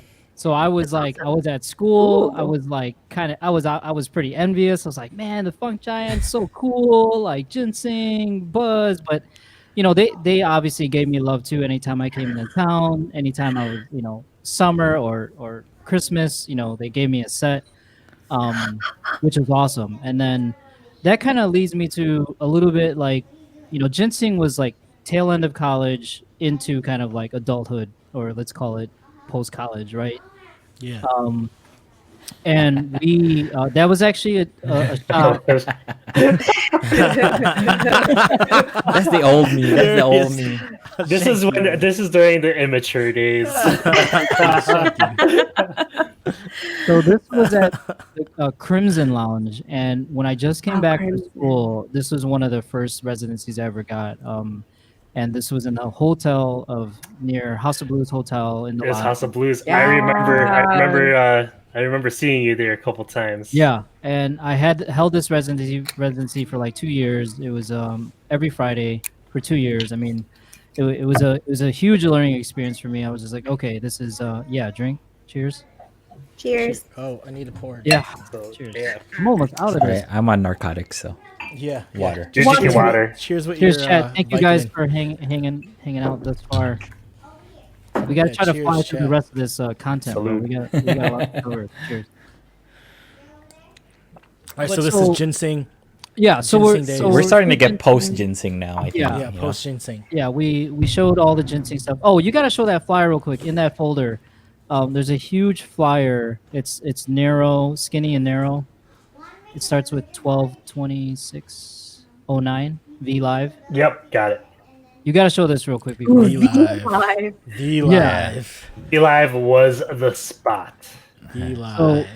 Oh, How need to many zoom in on people that. were like on this flyer? And this was 2010. Yeah, is there's on J there. Funk, Funk Giants, Artex Flipside. 606, Flipside, Flipside's right Chris in here. Mix, Urge. Norm, Urge. Sabado, Boy Wonder. Dude, and that's those days. Yeah. Urge was on every flyer. Like, Yeah. he didn't. Yeah. He wouldn't Right. even. Sometimes he wasn't even DJing, just on the flyer. Yeah, he would just make his way on a flyer. Damn Yeah, it, Urge. and then much shout out going to Vic. on. Shout out to Vic too, because Vic was, ginseng was big when my sisters were around, and then he Yeah. brought it Right, around during our generation, and then he still kept it going after our generation. So he was around Yeah. for 3 generations. That's which crazy. is like insane, insane for him to do that. And the hustle, I much respect to Vic for the hustle of ginseng. I mean, just like crazy, 3 decades of throwing parties. But yeah, wanted to show that flyer. So we kind of transitioned from, ginseng was amazing. Christian started to do his own residencies from it.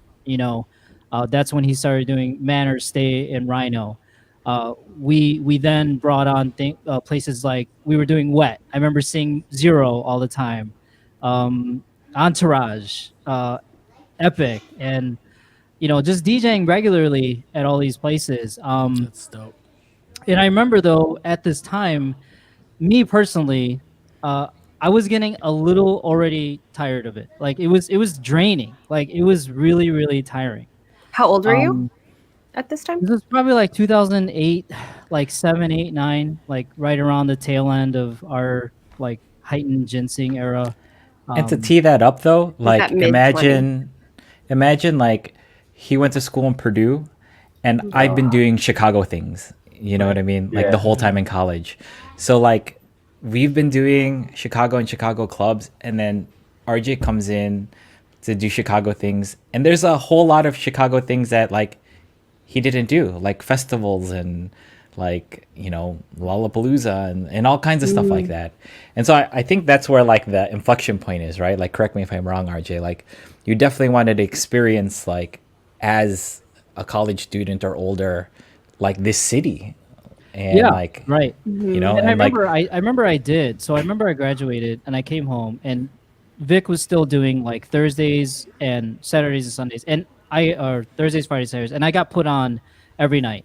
And within like 2 months, I was over it. I was like, dude, I don't feel like doing this anymore. Like it's just, I would just got kind of tired of it. So that kind of transitions us to kind of our now first real legit business kind of endeavor with mixed media, right? So this is kind of a crazy story. This is when me and Christian now get into the corporate and wedding kind of business, right? DJing wise. So I don't know if you guys remember Scratch Academy.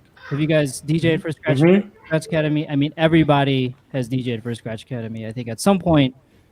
But basically, Scratch Academy was one of the biggest DJ agencies, and they were based out of New York. Oh. So they were specializing in corporate and in-store DJs, right? So if you wanted a DJ in your store, it was like really, pretty much like what the company you would call Scratch. Cool. So I remember I got called to do a Macy's gig in Oak Brook, and this was through Scratch, right? So I show up, and I got my gear, Macy's Oak Brook, and anybody that's done an in-store, the first thing you do is you kind of look for the manager, you kind of look for where you're going to be setting up, and what music to play and all that stuff. And I remember just the manager just is down my throat already, like just literally like, oh my God, you better be better than the last guy. The last guy was terrible. And I'm just like, and mind you, I'm nervous because this is my first ever in-store, right? So I'm just like, lady, obviously I'm trying to be very cordial and very nice. I'm just like, okay, yes, ma'am. Like, of course. But, I was already tagged with this, like, I'm a horrible guy. Now not only am I nervous, but now I'm like expected to be this amazing in-store guy and better than the last She set a guy, bar right? on you. Right. And then I remember setting up and talking to a worker that was right next to me. I was like, dude, what happened? She's like, yeah, this guy who was here yesterday was horrible. He was like playing profane music. He was taking smoke breaks and just like, I'm just like, yeah, that's whack, So I just remember leaving that gig, and I called Christian. I'm like, dude, we need to do this. We need to do this ourselves. Like, there's no reason why we can't do this. Like, I was already, put in this, like, Scratch. And again, no knock to them. They were a huge company, and we kind of owe it to them. But they weren't putting a lot of this personal, dedication to their clients here in Chicago because they're based out of New York. Like, they didn't really care. They're like, hey, who's available? Oh, you're available? Okay, here, there's your time slot. That was it. Criteria to be a Scratch DJ was you needed some sort of a press kit, like anything. There wasn't enough vetting. Right. Yeah, there wasn't enough vetting. And anybody could be a Scratch DJ, right? And not to say that they're all bad, but I just, walking into that Macy's gig, I'm just like, dude, that sucks. I don't want that for anybody. I don't want to be put in that bucket anymore. And so that's when we just decided to create Mixed Media, which was kind of like DJing for corporate stores, private events, and weddings. Cool. Yeah, that hand holding came from us already DJing weddings. You know what I mean? Like J Funk would call us up, be like, "Hey, I can't do this one. I double book. Can you guys do it?" And we're like, okay." And then so we did that like so many times, and we started getting a bunch of weddings under our belt. And so we're like, all right, it's no different, right? We're just playing to the crowd. We're just being professional and courteous, and we're done with exclusive. We're done with done with the clubs. Yeah. So our point was like, let's not be someone's boy that DJs. Like, let's be a legit company. Like, let's brand it again. So this is what I like. I like how now you guys flip the script. So before you were the two DJs not included. So you started your own thing because you're like, nobody's including me. I'm not in this. Let's do our own thing. Let's make something happen. Then people included you. Now you were included, but you're like, they're not doing it right. Yeah. So you're like, we know how to do that. We can do it better. Yeah. Not necessarily we can do it better, but you knew how to take care of the local market. So you said, now I'd been included, but let me branch off and do this correctly, right? Yeah. And create this business. I like that. That's that's total cool. flip of the script.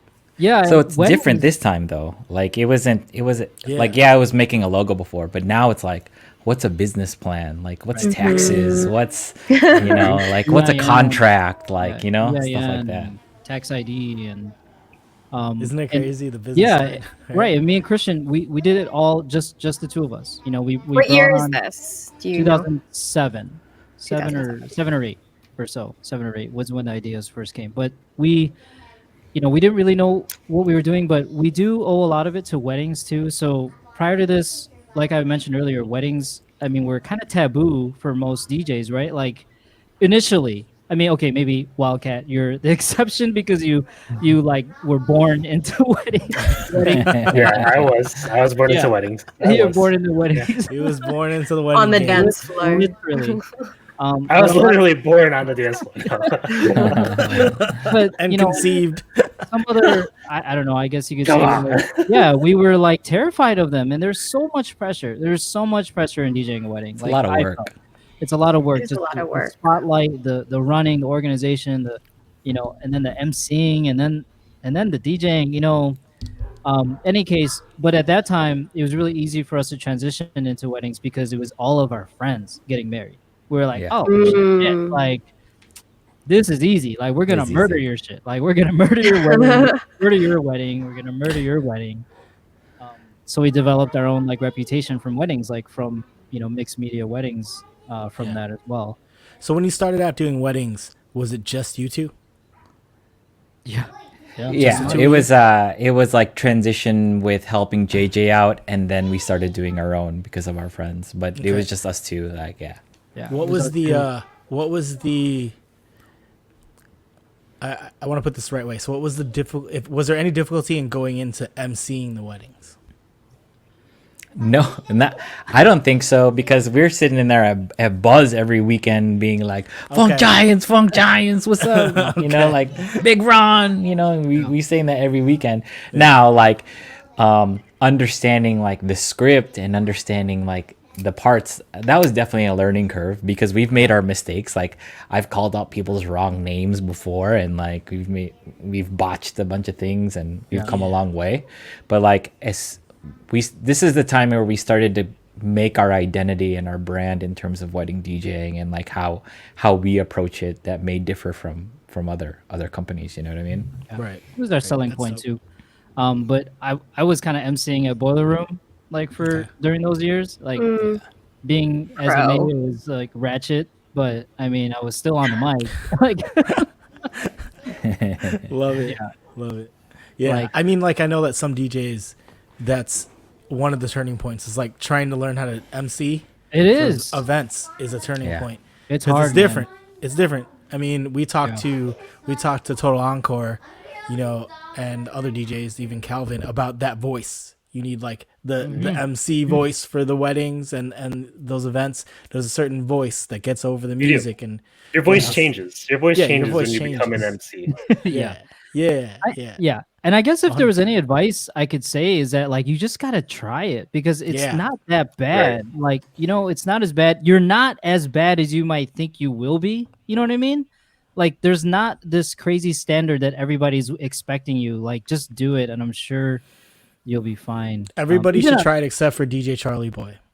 Charles should never, ever MC anything ever. I love you, Charles. You're my homie if you're watching this, but I know how your voice is, and you can't do it. You can't do it. I don't know, Mike. If he had the right coaching, his voice doesn't go to that tone. His voice doesn't go to that tone. He has a nice voice. He has a nice deep. He does. For talking, for his real estate videos. If he can talk on his real estate videos, then he definitely can MC a wedding. You think so? Because you got to do that one tone up over the music. He can't do that. He can't get the tone. He can't get the tone. He needs to have the right music to talk over.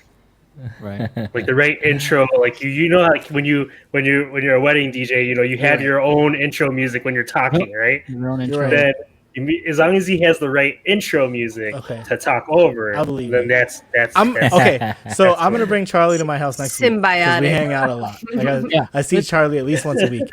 I'm gonna bring him. Yeah, see. Okay, Jeff is probably right. He doesn't try hard enough. So I'm gonna give Charles.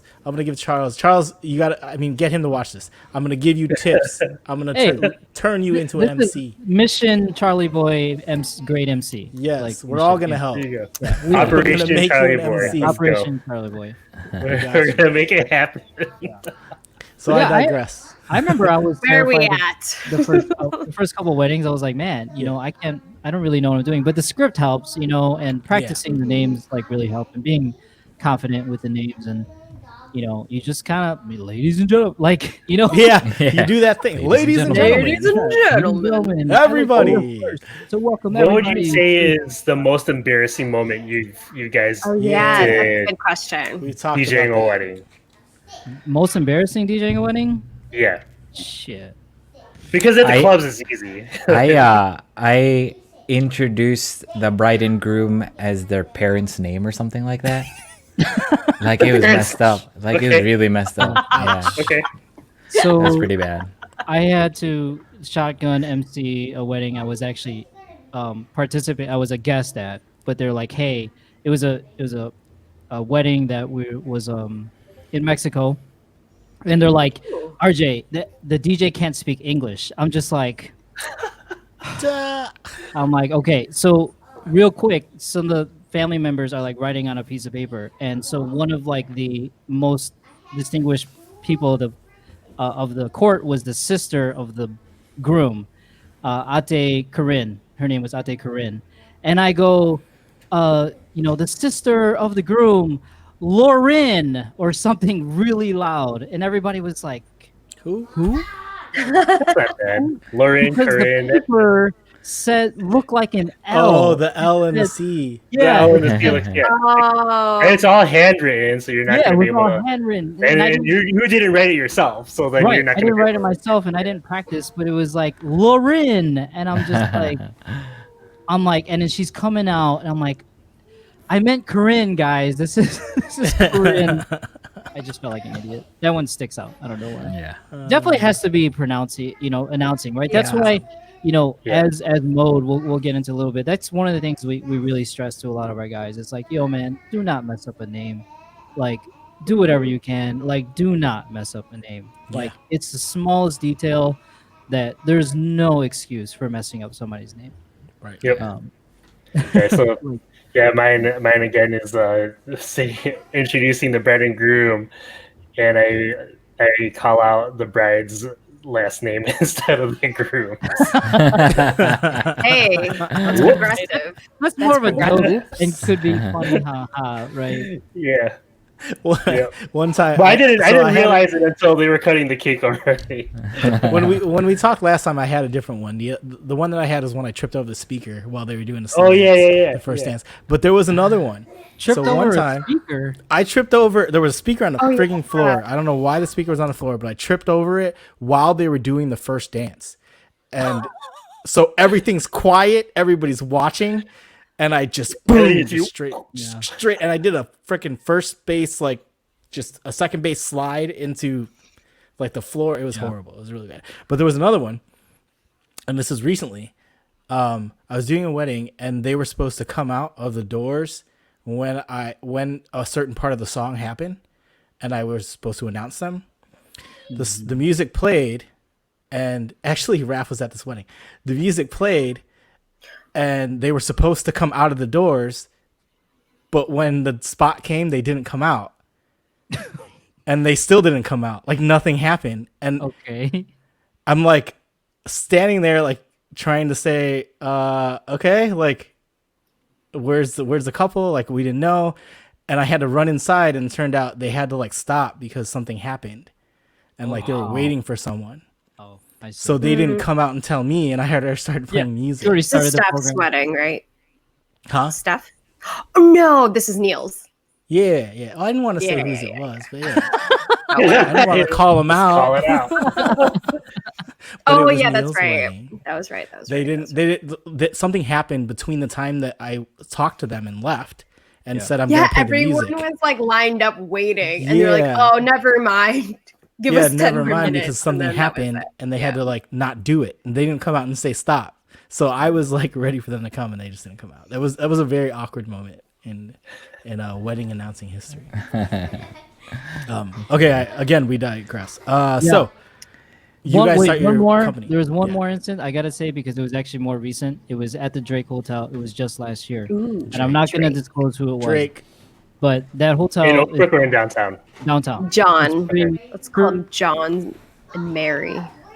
pretty the DJ at, right? Because it's like they put the DJ. We had to be on the balcony.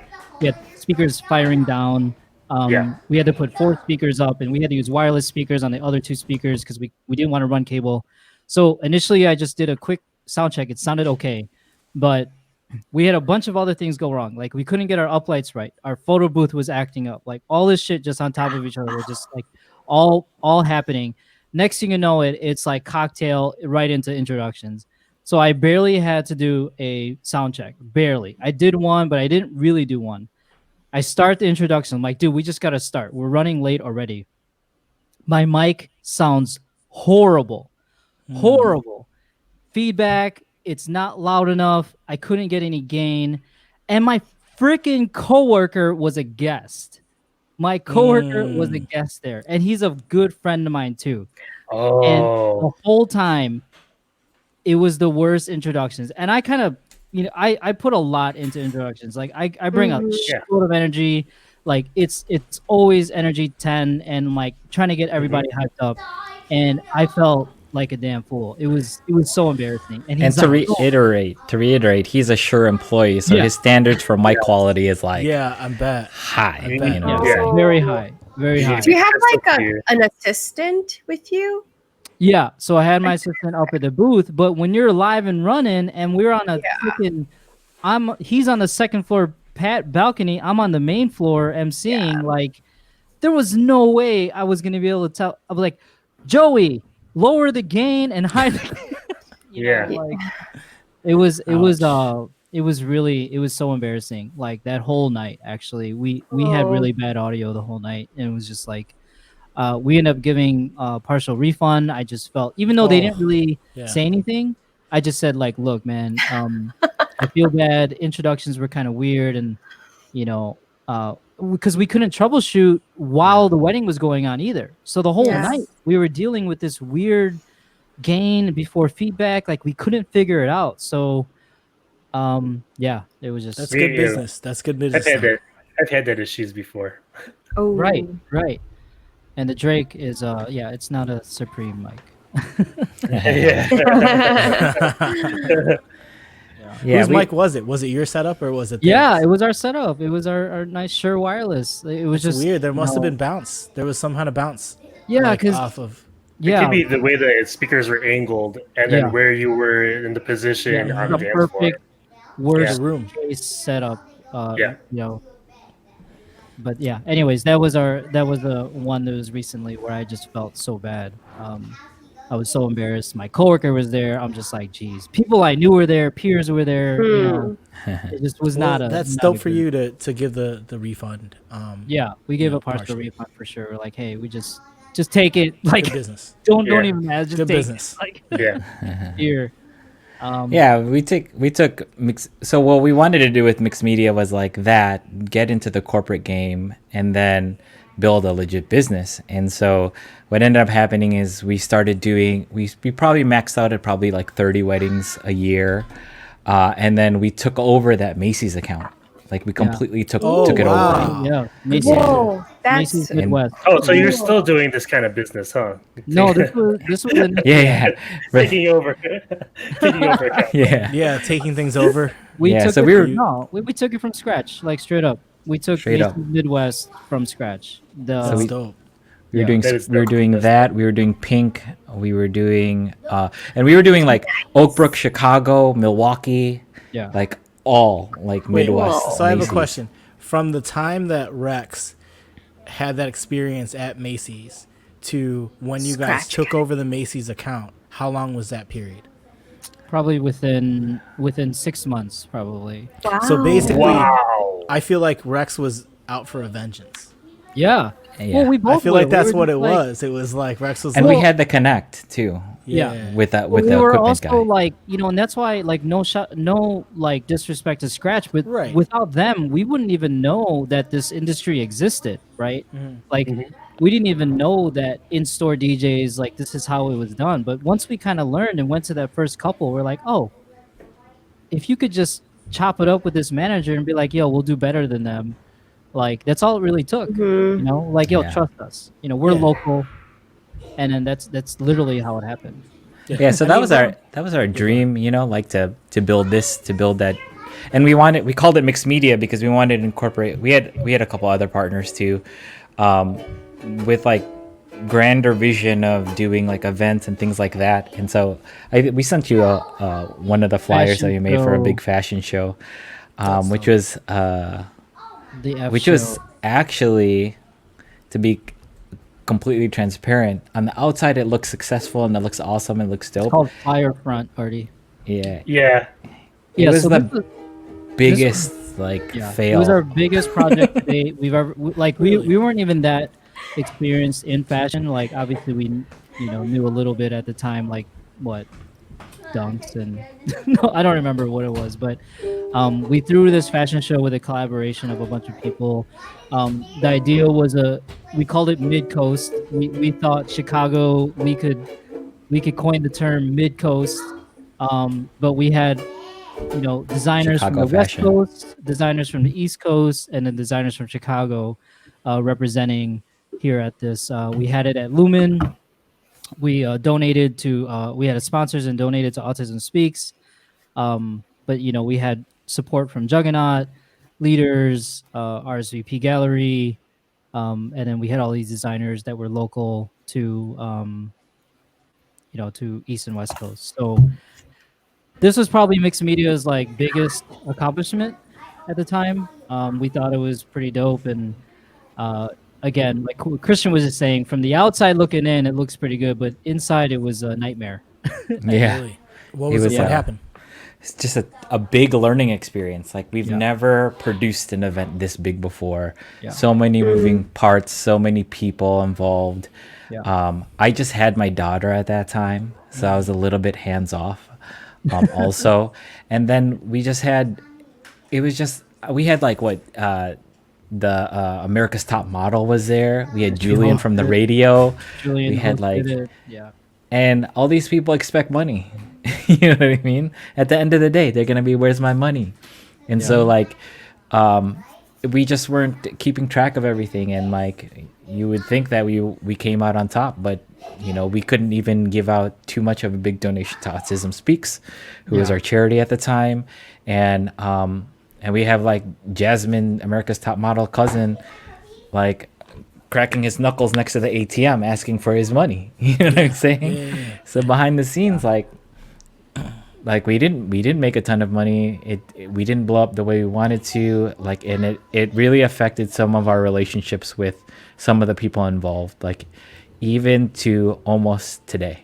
You know what I'm saying? Wow. Like, what was once like really great friends, we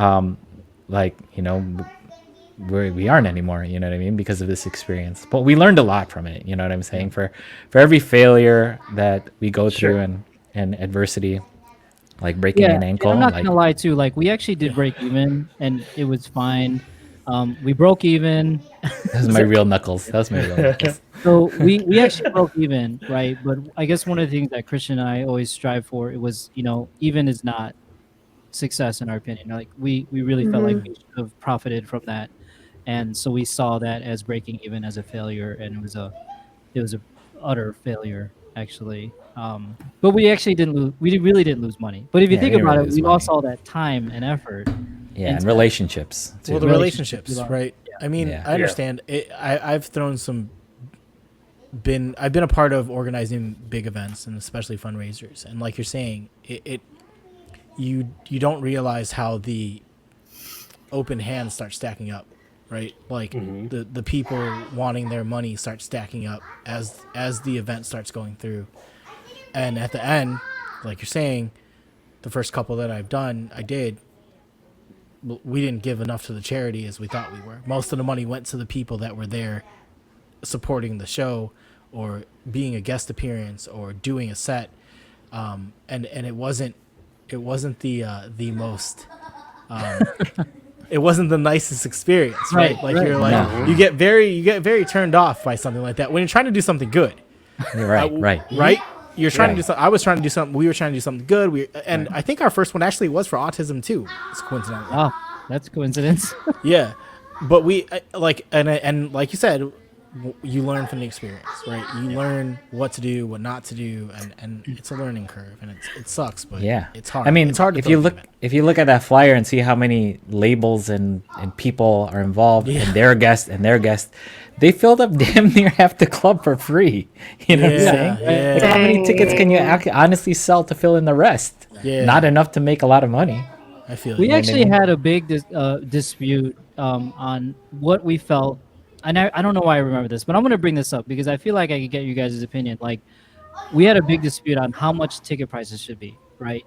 So this idea of, like, obviously us on the maybe more conservative route, me and Christian were like, no, it needs to be priced cheap. We want more people to buy tickets. We want more people. We want to ensure we're going to pack the house, right? But then some other people, in the planning committee felt like, no, we need to put a premium on this ticket price, because if there's a premium, then people are going to think it's a big deal and they're going to pay anyways. And I'm like, well, that's why you do two different tiers. So if you want my opinions, you do tiers. That's what we learned too, is that you can't just do one cover. You start putting in a tier of, here's a general admission price, then here's like meet the people that we have in our show, like, and then here's a VIP, be a part of it, right? And then you include things, if you can, like raffles, right? So then you start doing, like, if you buy this ticket, you get 3 tickets to a raffle or some shit. That's what we learned. We learned the same thing at the time, right? We didn't really come to that. In hindsight, right? Like, it's all in I hindsight. think we met in the middle somewhere, but it was such a big argument. Like, we just never saw. We couldn't agree to a damn ticket price. Yeah, you have to. I mean, when you have an event with, like, of that magnitude, right? And then you're giving away free tickets, you have to allocate and you have to budget, right? Like, how much how much do we need to sell to break even? Right. Based on how many tickets we have to give away for free. Right. And then you just go off of that and then be like, okay, maybe we can go a little bit more, or maybe we can, go a little do less. whatever. We probably should have thrown the fashion show with you. Yeah. I mean, it's not too late, Let's do a man. fashion Like, show. after COVID's over. We can run it back. Let's do this, So shout out to my friend Robert, our friend Robert. He's actually the one that's tied with the clothing industry and the streetwear, and he brought a lot of people to the table. Yeah, he thought it was an amazing idea. Like, nobody's really doing that here in Chicago. Showcasing Chicago, just clothing, and then comparing that to East and West. That's why he was so behind it and supported us. So, and he's always like, we need to bring it back. Like, just do it. I bet you could get people to come out. You could.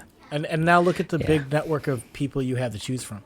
Like, you can literally reach out. I mean, I've thrown multiple, like, fundraisers. So if you ever need help, holler at me. I'm happy to help. Just whatever. And I'm sure people in the chat, like our DJ network. We have our Dance from Home network. Network. So amazing network. Like, and anything for a cause. Like, if you guys are doing another fundraiser. Absolutely. This network is unreal. Just unreal. I mean, look, 70. I mean, just now, 76 people watching. Like, us talk about freaking whatever. A fashion show from 11 years ago. Yeah. It's like 11 years ago, almost to the day. Right. Almost to the day. Yeah. It fractured our group then, you know what I mean? Yeah. Like, me and RJ still DJ'd, and then the other guys kind of just like we kind of like keep it went going. away. We had a few weddings every year. We still had Macy's. So Macy's was like huge. It kept mixed media alive. I mean, we were doing 50 events for them a year, like easily 50, Even Glamorama, like we were doing Glamorama on State Street. Even shout out to frickin' my cousin Albert Elusive. Right? Yeah. So we used Elusive before he was dating my cousin, and before they were even dating, Elusive was helping out mixed media. We used him because we needed to staff some like Pink or Victoria's Secret or Macy's, and so that's how I met Elusive. And then he married my cousin. I'm just like, holy shit, that's crazy. That's dope. I'll take credit for introducing them to you. Nice. Yeah, we got to a point where, like, I had a kid. We both had 9 to 5s. Yeah, we can't build the business. we're both doing mixed media while both of us have full-time jobs, by the way. Yeah. So Right.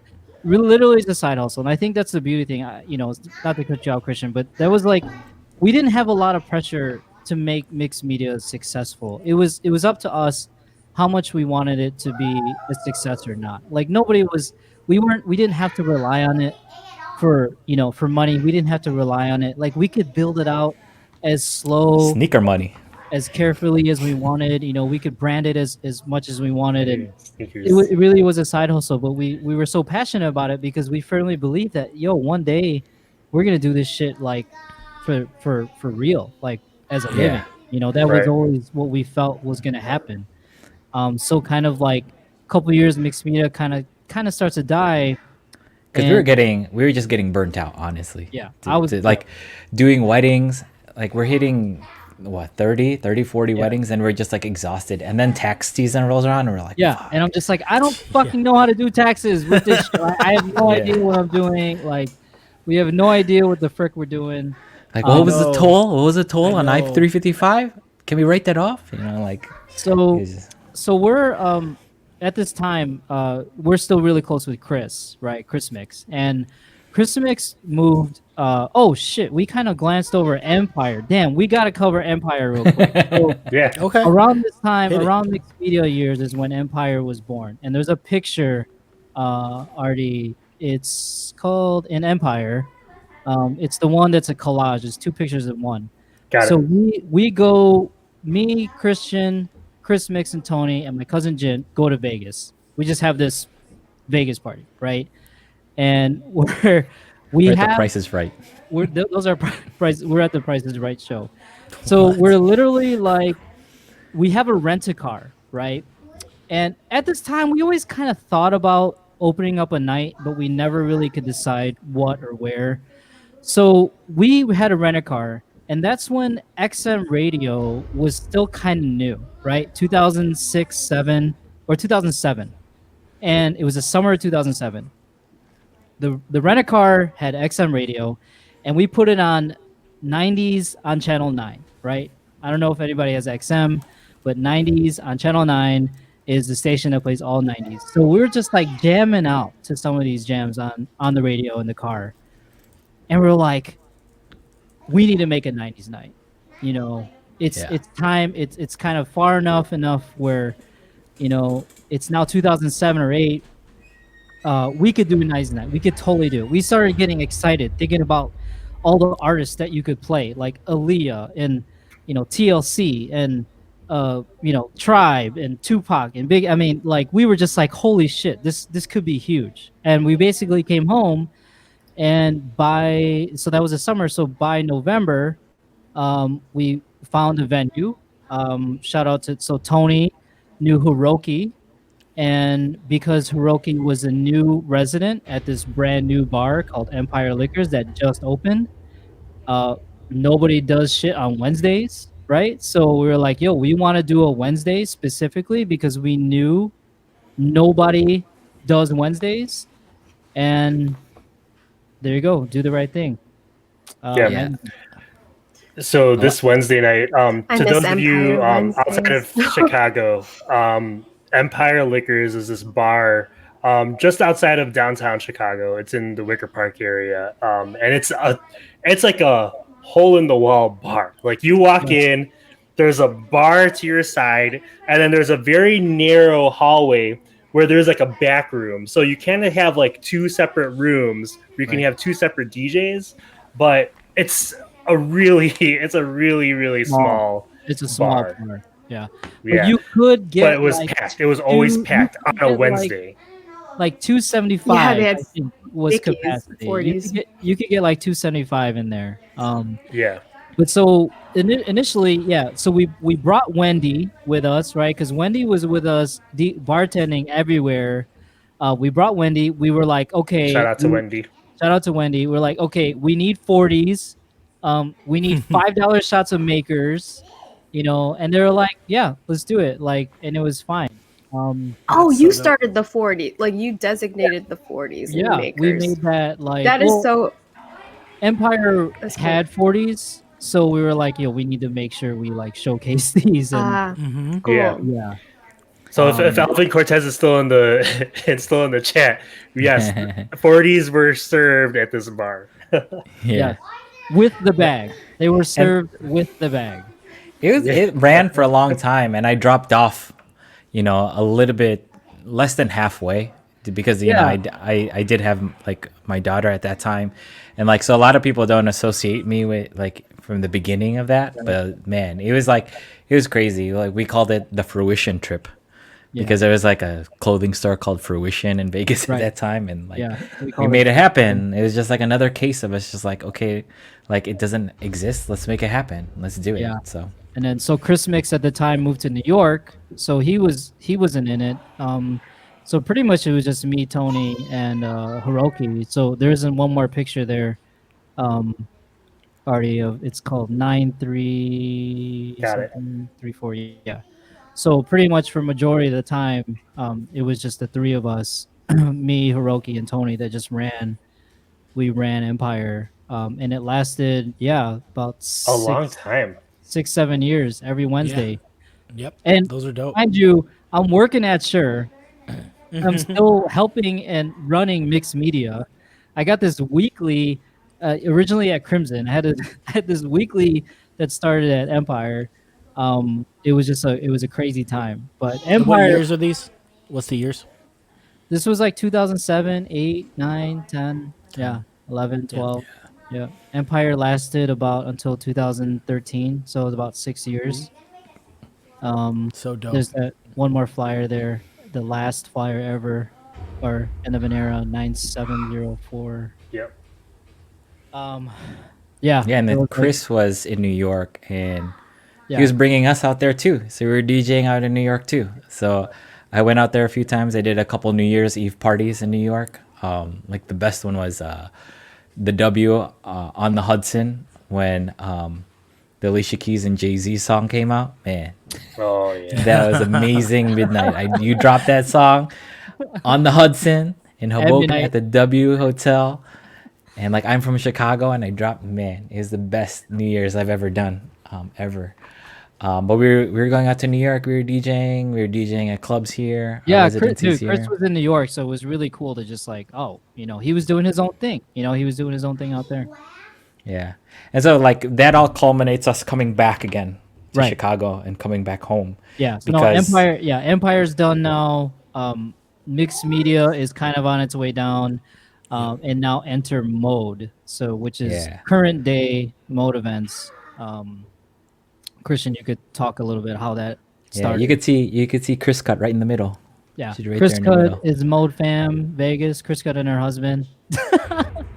Shout out to Chris Cut. Chris was doing the bars and clubs, and he was booking all the DJs at all the clubs, and so. He was like, man, y'all held down corporate. We need to get into corporate. Like, we have our taxes and our business down because they're clearing mad money, booking at American Junkie and like Deuces and all that stuff. Yeah, they came back into Chicago, and they basically took the club life and they made an agency. So Chris Mix and his cousin were running an agency in New York where they were basically, trying to book DJs for clubs, right? So Chris Mix moved back, and he tried to take that model to Chicago. And of course, there was a lot of variance as far as like if you're with them or without them, or you felt like you were offended, or I don't want to work for them. I mean, they kind of had they were kind of here. They made an imprint on Chicago to kind of like take over, Right. Again, Chris Mix mentality, like come in, like come over and like literally take your shit.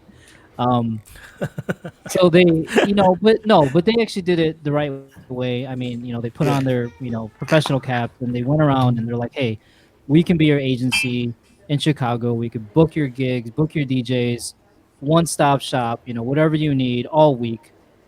So I was actually DJing with them. I think Christian might have done a very few, and they were Method Music, right? And then so one day we just had a meeting because me and Christian were still running mixed media, but it was on its last leg, right? It was just like not not going to happen. And we were just what year is this? This was 2014. Okay. So we're like, okay, let's combine forces. Let's take the strengths of departmentalizing things that they already kind of had, but then let's move it over to like the corporate and wedding side, which is what they didn't have, right?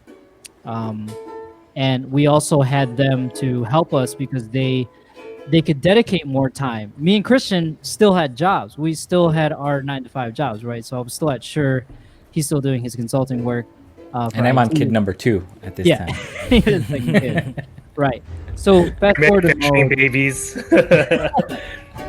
Fast forward to mode, and we're just pretty much like, same thing as mixed media. Very similar though. Like corporate DJing, private events, in stores, and weddings. But all DJing, right? And kind of like promoting that we know how to place a DJ perfect for your event, That's dope. Really quick, for those of you that just joined us, because I know we got another raid, we are talking to DJ KidKris and DJ Rex, and we are currently talking about their involvement in Mode Media and all of the current things that they're doing. We've gone through their lifestyle of DJing for 23, 25 years, and here we are at this venture, and we're starting to get into the events and the real business side of things. We went from the basement to the business, and here we're going. So So Kittens and Kung Fu, thank you so much for that raid. That's thanks. That's from Home Fan right there. Yeah. So we're at Mode now. Yes. Right? Welcome, like Raiders. Yeah, we're at mode now. So Mode's current.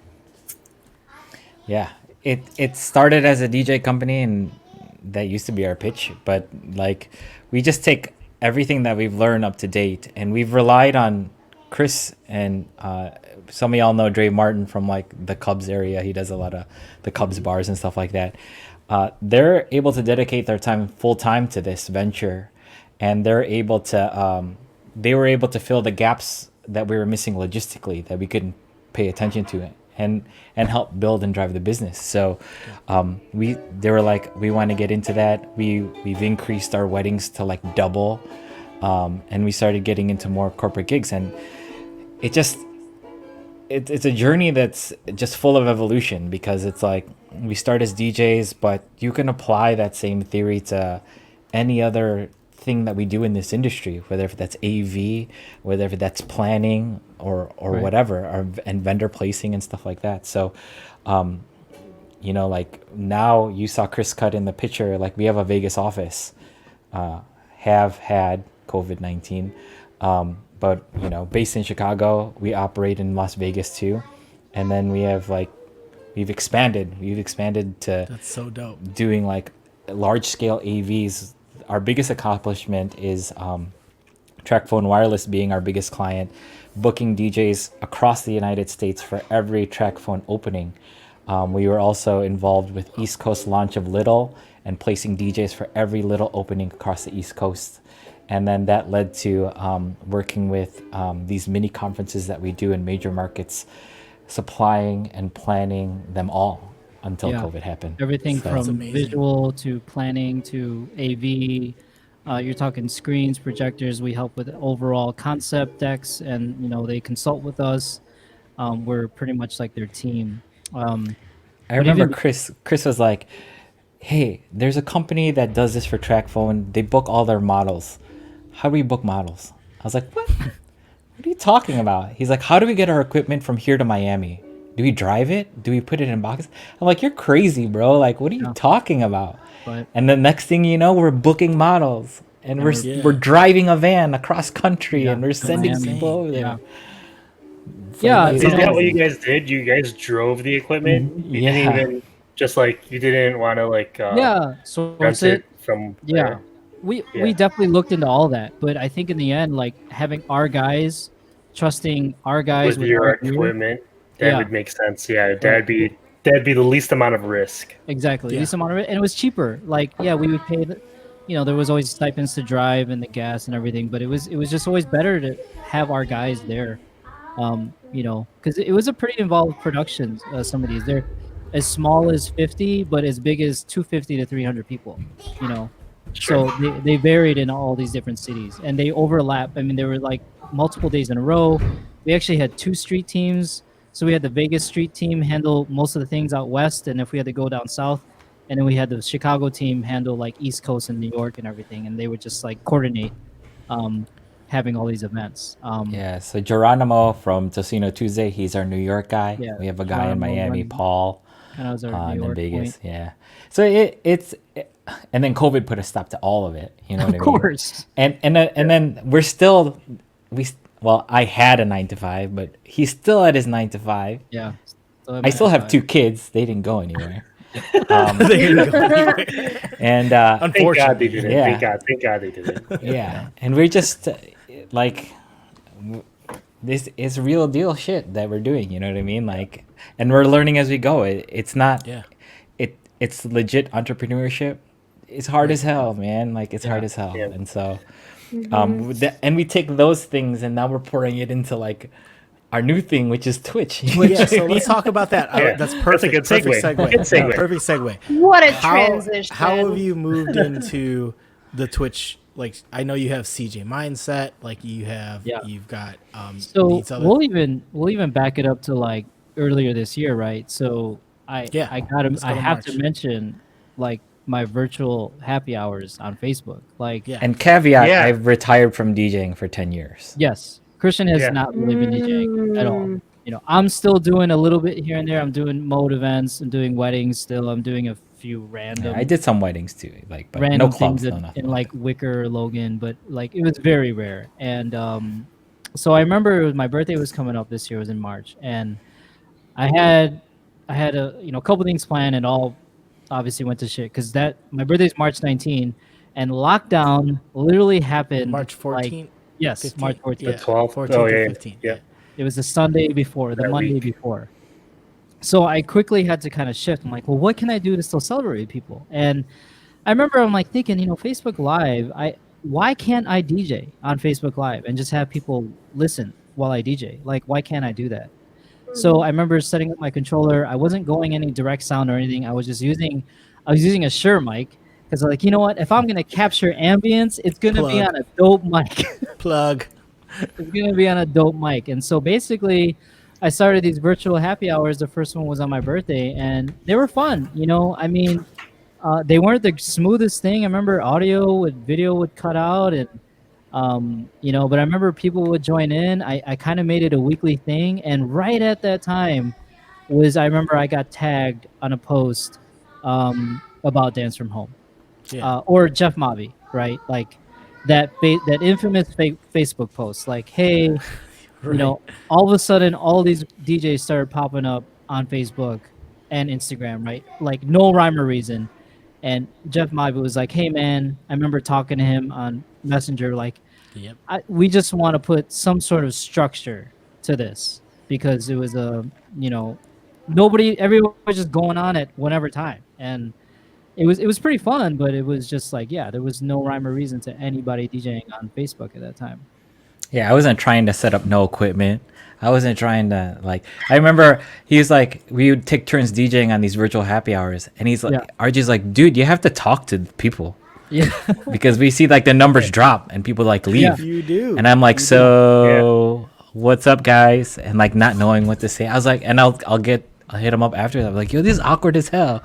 Like, I'm not trying to do this, man. Like, this is ridiculous. And Right, so- it is, but it's the same transition from like being a DJ and going into weddings and learning how to MC some Exactly. shit Yeah, to yeah. learning how to do Twitch. It's a different mindset. It's a different mentality, Different audience. different audience, right? For sure.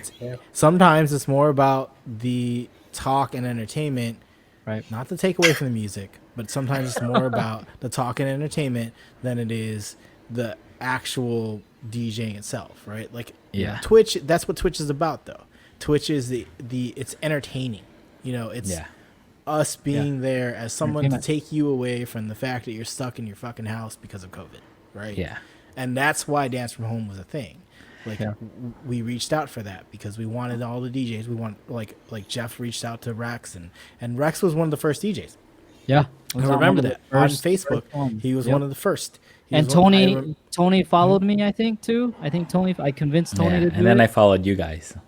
Yeah, Rex. I remember seeing unwillingly. Rex as one of the first on Facebook. Unwillingly. And actually, I was gonna say this last time when Lil Berry shouted me out, like, "Yo, she wouldn't be here if it wasn't for me," because she saw she saw me on Facebook Live first, right? So or on virtual happy hours. Yeah, Rex. I remember. Yeah, before Twitch, before we started on Twitch, I would pop into your stream to watch your happy hours. Yeah, while I'm working from home. Yeah, right. I remember that was even before I was doing anything on. I didn't even start streaming on Twitch. Yeah, they were every Fridays at and so one of the reasons why I picked Fridays was because I personally love happy hour. One time, literally, I love leaving work early on a Friday and just going to a bar. If it's summertime, grabbing a drink anywhere outside, and so I was like, dude, this is perfect. We're on lockdown. We're going to do it on Friday because I'm going to still get my drink in on Fridays, right? I'm going to still get my drink in. Yeah. And yeah, I didn't know what I was doing. I remember I was like, what do I do? I need to talk because people don't want to just stare at me DJing. I knew that. I already knew that. So I just sat myself at my kitchen table with my kind of controller right next to me and just kind of winged it. I was like, I legit remember the vision. I see it in my head. You sitting there, DJing and just talking. Sometimes grabbing the mic and talking. It was dope. Yeah, and then grabbing a drink, and then I was live mining. I was making drinks. I was encouraging people. I remember I did a drink tutorial. Hey, what drink are you drinking? I'm gonna make a mezcal old fashioned. Encouraging people to drink with me because it was a virtual happy hour, And then we used this platform called B.Live. It's kind of like a ghetto StreamYards, kind of very similar to this. And that's how I brought Christian and Tony into my streams so that they could DJ and I don't have to worry about it. While you live mod. While I live modded. Technically live mod. I remember that. I'm like, come on, man. I got a DJ now. And I'm like, really? Am I going to do this? And I was like, okay, fine. I'm like, trust me, dude. People are going to like it. It's going to be fun. I literally haven't touched Serato before that, except for weddings. I didn't add any new tracks. At weddings, you just play all the throwback stuff. And now I'm I have to DJ again. This is crazy. It was like that, at that time. Right, but that's the thing what happened now, right? Is that it brought all of us as DJs that were, some of us may have been in a stagnant part of our DJ career where you were just playing the same things over and over again. You're doing gigs and you're just doing the same thing. And then now you're forced to play and dig into stuff that you've never played because you can play what you want. This is insane. You can play whatever you want. You can play whatever. That was the thing that changed for me. It was it was funny because the virtual happy hours died because RJ went back to work. Yeah, so I had to go back into work, and plus my setup was ghetto as fuck. It was kitchen controller, and I was just wires were everywhere. It was just it was just and one day I was spring cleaning. I'm like, dude, I'm gonna take this down. I'm sorry, virtual happy hours are kind of getting boring. I remember doing a DFH set. So I'm gonna say this right now, but one of my favorite moments was that very first ever DFH set by or I think it was on Twitch or Facebook, but it was by Chris Brown. Yeah, that was the first set. That was the first DFH. First one ever. Mm-hmm. And first ever murders. Nobody wanted to go. Everybody was like, "Well, what?" I'm using my camera on my laptop, and I don't Yeah, it was crazy. Casting it to my TV. I remember I was working from home, and I'm casting it to my TV, and I'm just like, this dude is freaking killing it. Yeah. And Jeff Mobby, the director, had to go next. Poor dude. I do remember that. He went next, and he's like, shit. Yeah, but I just remember I think I did one or two sets, and I just I can't really keep up with this. I'm going back to work. I cleaned all my gear up. And then really quick, just fast forward, Christian and Voltaire and Dave, they're all of a sudden now enter Twitch. Yeah. For real. It's funny because RJ was I don't know, you want to do Friday, you can do it if you want. Like, I don't know, I'm running late or whatever. And, like, he didn't even care. And I was like, nah, I don't know. So I was kind of just like chill on it. And I think at that time I had gotten laid off in April, I think end of April, right? And so that's when I started doing a little bit of soul searching myself, trying to figure out what I want to do, and like I've been deep. That's kind of how like I birthed CJ Mindset. Okay.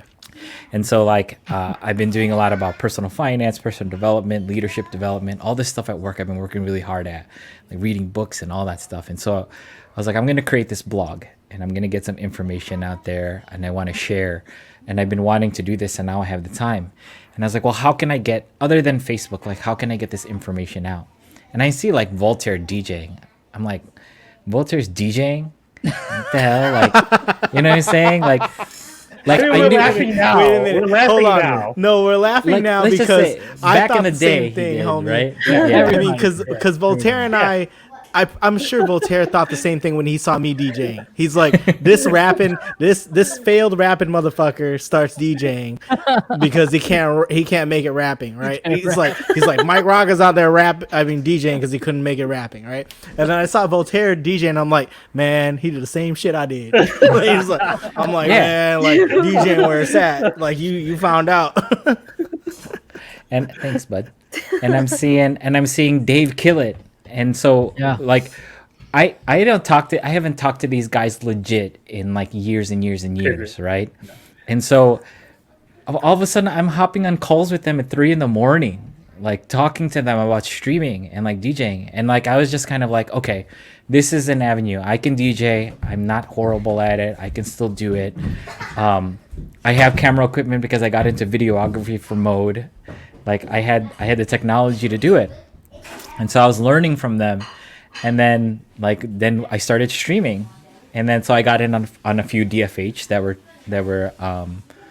it was like bad, a little bit better, a little bit better than that, and then like it's still kind of mediocre, and I'm still trying to talk like Funkmaster Flex on the mic, you know what I mean? Like I don't know what I'm doing, but I was like. My first email was like, I was even asking RJ, I was like, my first email has to be CJ Mindset because the whole purpose of me is taking that and leveraging that audience and my talent to be able to push my brand.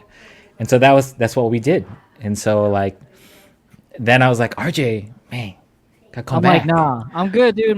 He's like, nah. My controller's in the garage. Like, I don't have anywhere to put it. Like, and then I admit they started to just DJ more, and I'm more on DFH and just more and more, and Dave was killing it, and Voltaire was DJing, and I'm just like, and Voltaire was gaming a lot too, so I was watching Voltaire game.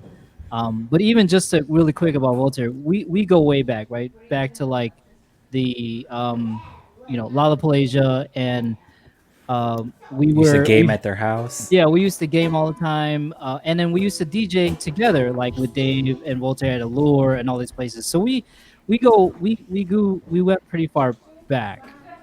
So it was kind of crazy. We always kept in touch, even me, Christian, Voltaire, and Dave every once in a while, always kept in touch. But like this was like really weird for us to really come together, at this time during Twitch. And it was really just like, hey, they were trying to get me back, and I was just like, I don't want to do it. It's too much work. I'm good. And then I just quickly realized, I'm like, yo, I need to get back. Like Twitch is the real deal. It's like, fun. UFH, it reminded me like why I did it in the first place. Like I rekindled that, you know what I mean? Like I tell people I have scratch pop-ups. Like I scratch better now than I've ever, like in my life, because I like love it again. You know what I mean? And it's dude, I couldn't scratch until we were in COVID. I learned scratching while we were in COVID. I didn't know how to scratch until CJ Buckets he started doing Zoom calls with me and teach me how to scratch. Dope. And I just, because I had time. CJ?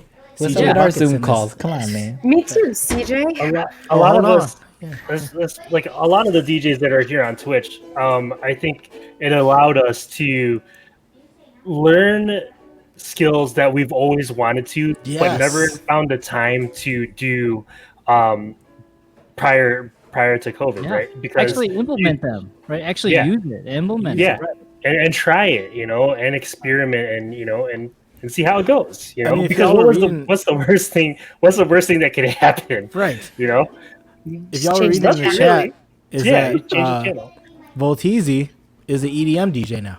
Who the fuck would have thunk it? Yeah, Volteezy is an EDM DJ. That dude hasn't heard an EDM track in his life until he came in. But his set on Saturday during DFH after, he's fire. He's fire. It was so good. Volteezy's EDM sets are fire. And then the next morning, on yesterday morning, he did a set. And it was like all like R&B, pop up, like right before to lead into Sampai Sundays. Yeah, and that so was fire. Like, I enjoy it. I enjoy.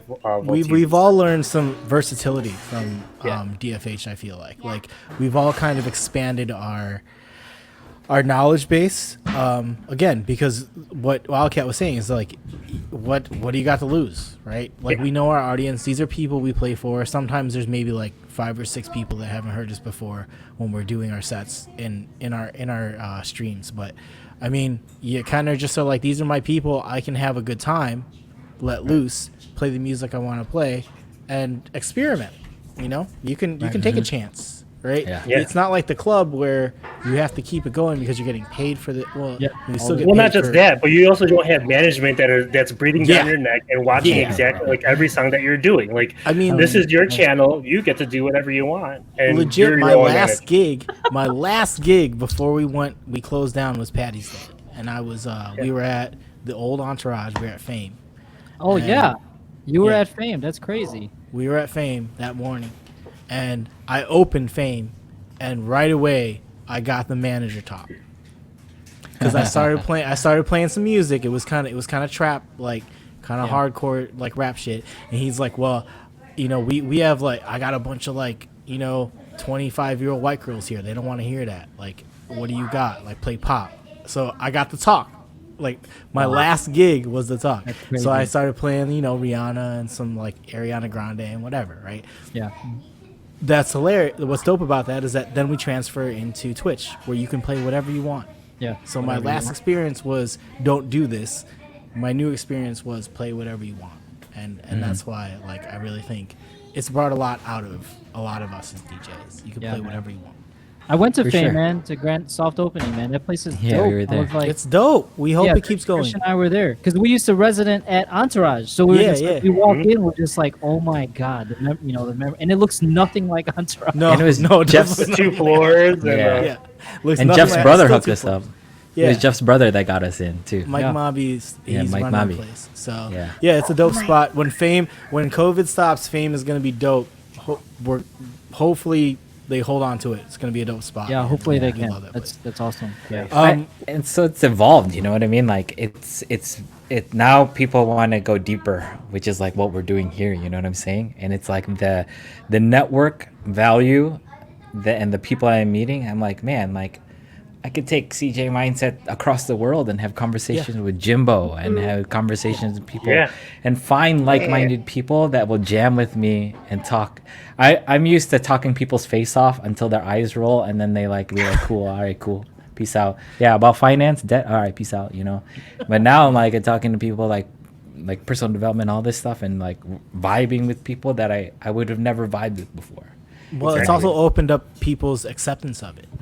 Yeah. To actually give you a chance to talk to them on this medium, right? Like for sure. To have a virtual conversation with people as opposed to before. Absolutely. Yeah. No doubt. Let's move into moments of DFH. What are your guys' favorite moments since DFH started? Well, I mentioned my first one, which was definitely Chris Brown. That was just dope. I mean, just that whole first couple of them. It was just amazing to see like how even Jeff, and like I don't mean this in any bad way, but we had no idea. Nobody had any idea what they were doing. We had no idea. Jeff was allowing people to pick between Facebook Live or Twitch. Like it was Facebook Live, Instagram, or Twitch. Right, you could pick, and then we didn't know what rating meant. Nobody knew what hosting or rating. I remember originally Jeff was like, we're gonna host everybody on our channel, and we want everybody to watch this one channel, and that didn't work. No. I don't Remember, think. we gave the stream key, right? Jeff gave the stream key Yeah. to all of us. So then, all right, 3, 2, 1, and then somebody goes off, and then somebody jumps on, you know, like on the dance. Was that it? Was that the first try? Was the stream key? Well, so DFH one was Facebook Live, Instagram, and Twitch, and you got to choose which platform you wanted to. Yeah. Then I believe it was DFH 2, where half the people, or some people, or I think everyone tried to do the stream key, and then that didn't work out. So then I think DFH 3, like some people were on the Dance from Home channel, and then some people were on their own channel. Some people and they created their raid own. back and forth. Yeah, they created back their and own, forth. Yeah. created their own channels. Yeah. Yeah. And then eventually it became, all right, get your own damn channel. Yeah. Yeah, get your channel. We And raided. then, we'll raid, yeah. And that was amazing to see, like, right? Because nobody was telling Yeah, the anybody how to evolution. do it. No one knew. No one No one how knew. to We do were it. all Twitch noobs. No one knew like streamed as a DJ, except for like Furious and Rage. You know, they're the ones that told us like how like And the Yeah. gamers. How- and Brothers Keeper. You know, right. like, they're the ones And that showed us Christian, how what to about do it. you? I remember moments that watching you her. remember. I remember hands watching it. hands down that like, because there's a lot of DJs and they're like, okay, DJ sets, like I've seen so many, of course, but when someone busts out a guitar and changes the entire CJ. landscape of a performance, CJ. Jesus, it's like Yeah. he just busted CJ out a Buckets. guitar, and CJ Buckets busted out his guitar, and he just went into a flow and just Yeah. zoned out. was And dope. it was bananas. I was like, I've never seen this in my life. This is awesome. And For before he sure. did that, he was already doing other stuff too. Like he was switching cameras with his Finger foot switch. drum. Oh yeah, and for then sure. and then he was doing the finger like the He was finger drumming. Yeah, finger finger drumming. drumming, yeah. And I was like, yo, that's dope. And like I kind of knew him from like Buddha. Like I knew he was a resident at Buddha, but like DJing in the city, I could never check him out because I'm working. You know what I'm saying? And vice versa, you know. But man, that was like by far stands out. It's like Yeah. I mean, like, so I've known CJ for, 20 years or so. And that dude is one of the most creative guys I know. He is, I mean, we're talking about a dude that knows how to build, like, he does woodwork. He's a carpenter. Like, he can build you a DJ booth. Like, and he plays guitar and he finger drums. Like, that dude, mad love. Like, CJ Yeah. Buckets is one of the most talented guys I know. So peace out to you, dude. Like, Yes. Shout out to CJ Buckets. Man. I also Okay. gotta add though. There was yeah, another some of the other DFH moments, specifically the Veterans Day set. I mean, that was just that whole day. Yeah. I mean, amazing. How much money Yeah. was raised. And then Jay Bray, man, that fool, just cutting. his head. Wait, he shaved his head. Yes. They just had That was an amazing that whole day. Like, not only was that whole day good, but then Jay Bray came on at like 9 or 10 o'clock and just raised. How much did he raise? Like 500, 600 bucks. Yeah, something like that. insane. insane, Yeah. insane. It was insane. But was anything to the donation, and I mean, those are definitely ones that stand out because you could see the support. You could see how much it means to the streamers, but you could also see how much it means to the viewers. And it's this whole network that is just amazing to see. Yeah. People Yeah, it's been supporting. dope. Yeah, Like, For sure. that was the American Cancer Society fundraiser that we did. And Yeah, we with, raised with about 1,400 DJ for FaZe. those. Yeah, with FaZe in Yeah. Seattle. right. We raised a lot of money for those guys. So that was dope. That was awesome. And it's like Rex is saying, it's awesome to see the community always come together. Yeah. In a time of need. I mean, we've done that a couple times. Again, with Jeff Mobby and the Mobby family. Like, you guys came together and supported. So thank you. Like, it's always dope to Yes, see. yes, definitely. Wildcat, do you know anything that you specifically stood out from you last weekend, or? So, I mean, DFH always kills it, right? So, I personally, well, Saturday I was a little bit away from the Dance from Home chat, but I was definitely there. I was watching everything. I had Twitch going on my TV in my basement while I was cleaning shit out of my basement, right? Yeah. And I vividly remember DJ Buddha, right? And Poor Buddha. and like I'm moving stuff like in my basement. I'm taking stuff upstairs, and I come back and I'm like, where's Buddha? Like, I hear him, I don't see him. Like, what happened? And then he talks about how the microphone fell on his foot, or the mic stand fell on his foot, and like he hurt his foot. But it was still, he still killed that set. Like, and it was on top of that, it was a video mixing set too. Yeah, so. it was a video DJ set, and it was his premiere. So Buddha, like, it was his debut. Buddha comes on. I've been talking to him all week. He had an awesome set. Dude's like mic stand, this whole thing. He's still in pain. Yeah, Ouch. yeah. We talked. This mic stand fell off and hit him directly in his foot and drew blood. Poor dude. Wow. I know. But he powered through and did a whole dope set. It was amazing. Like, wow. He made it happen. Another debut this week was DJ Marky D, who started off the day with Euro. Euro. I was there. Euro. Bruh. He Rex's killed favorite. it. Yeah. He killed it with the Euro. He put it in. And then Impressions DJ did a kind of homage to DJ Wildcat and all the guys that are doing the battles for the boy band. So he came Nice. that was dope. Yeah, that's right. Yeah, he did a bunch of like battle stuff. It was amazing. Huge shout out to Wildcat for winning that boy band challenge, by the way. Yeah, huge shout out to Wildcat. In sync, right? You got Team in sync, baby. Team in sync. You gotta real quick. Go to the TFH. Go to Empire folder, and then there's a flyer. Oh called yeah. So Christian made this flyer. It was my birthday. Canva didn't exist back then. Canva. Yes. So right here, Team in sync at Empire. Right here. Yes. There's the 5 of us right there. We got 2008. 2008. Yeah. Yeah, let's see that. Let's running hula girl. There she is. My hype flower girl. And that's like that's the album cover, right? From the NSYNC actual album cover. Yes, it is. Yep. That's I'll identify that cover anywhere. so from last Saturday, lastly, Alvin Cortez out of London, he went hard on the International Ninja Day. Ninja Day. That was just a joke because Brothers Keeper had asked in the scheduling Discord why so many people are jumping on December 5th, right? Like, everybody was like, special? What's so special about December 5th? Like, everybody's jumping on it. And then I just looked up holidays on Saturday, December 5th. And I saw International Ninja Day. And I was like, bro, you don't know? It's International Ninja Day. That's why everybody's coming on this. Like, for sure. So I made the whole flyer International Ninja Day. You're welcome. That's crazy. And so Alvin Cortez, Alvin says, no, Alvin buys in. He did a whole introduction to what ninjas are and a definition of ninjas.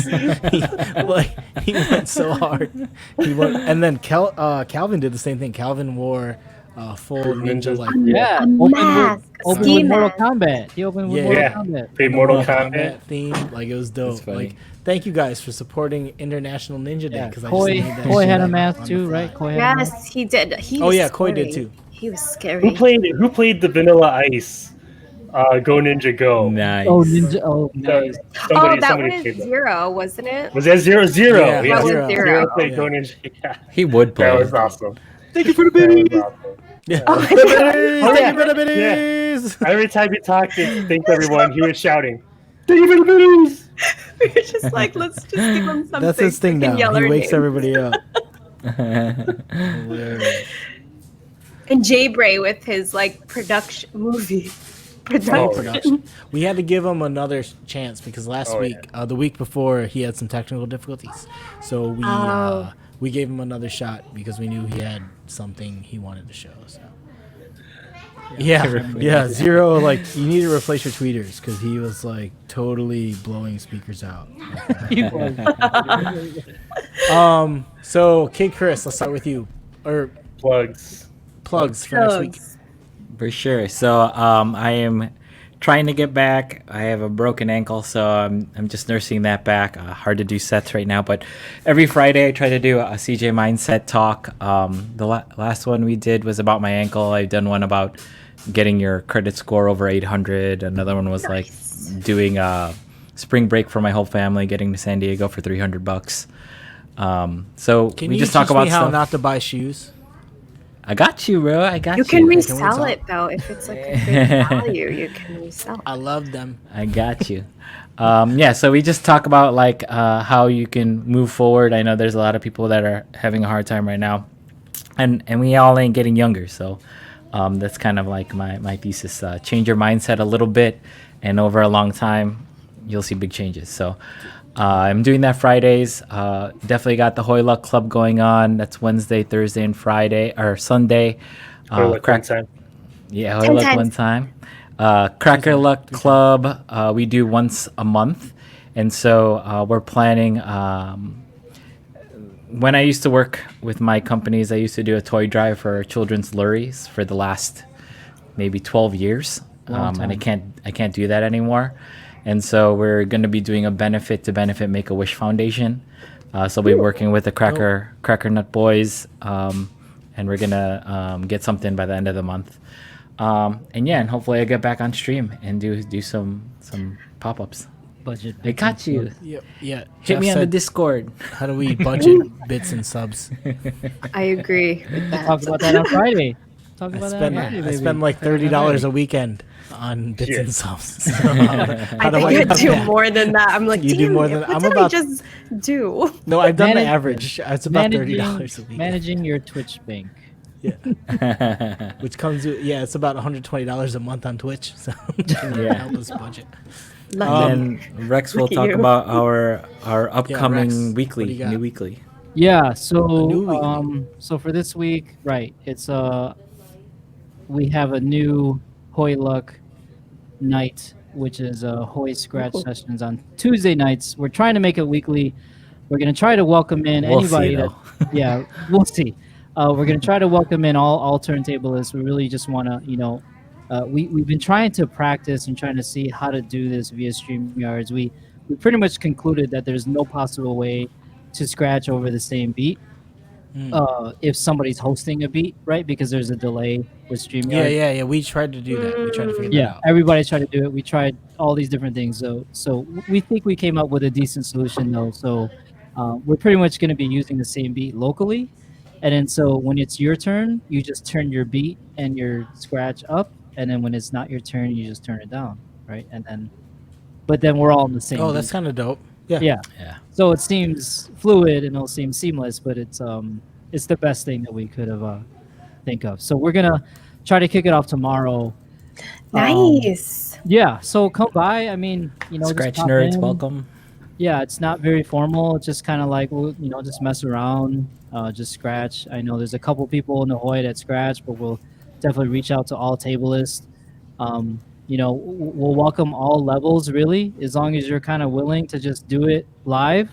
I mean, whatever your skill level is, I'm sure there might be some aspects of learning and teaching. It's kind of inevitable that's probably going to happen.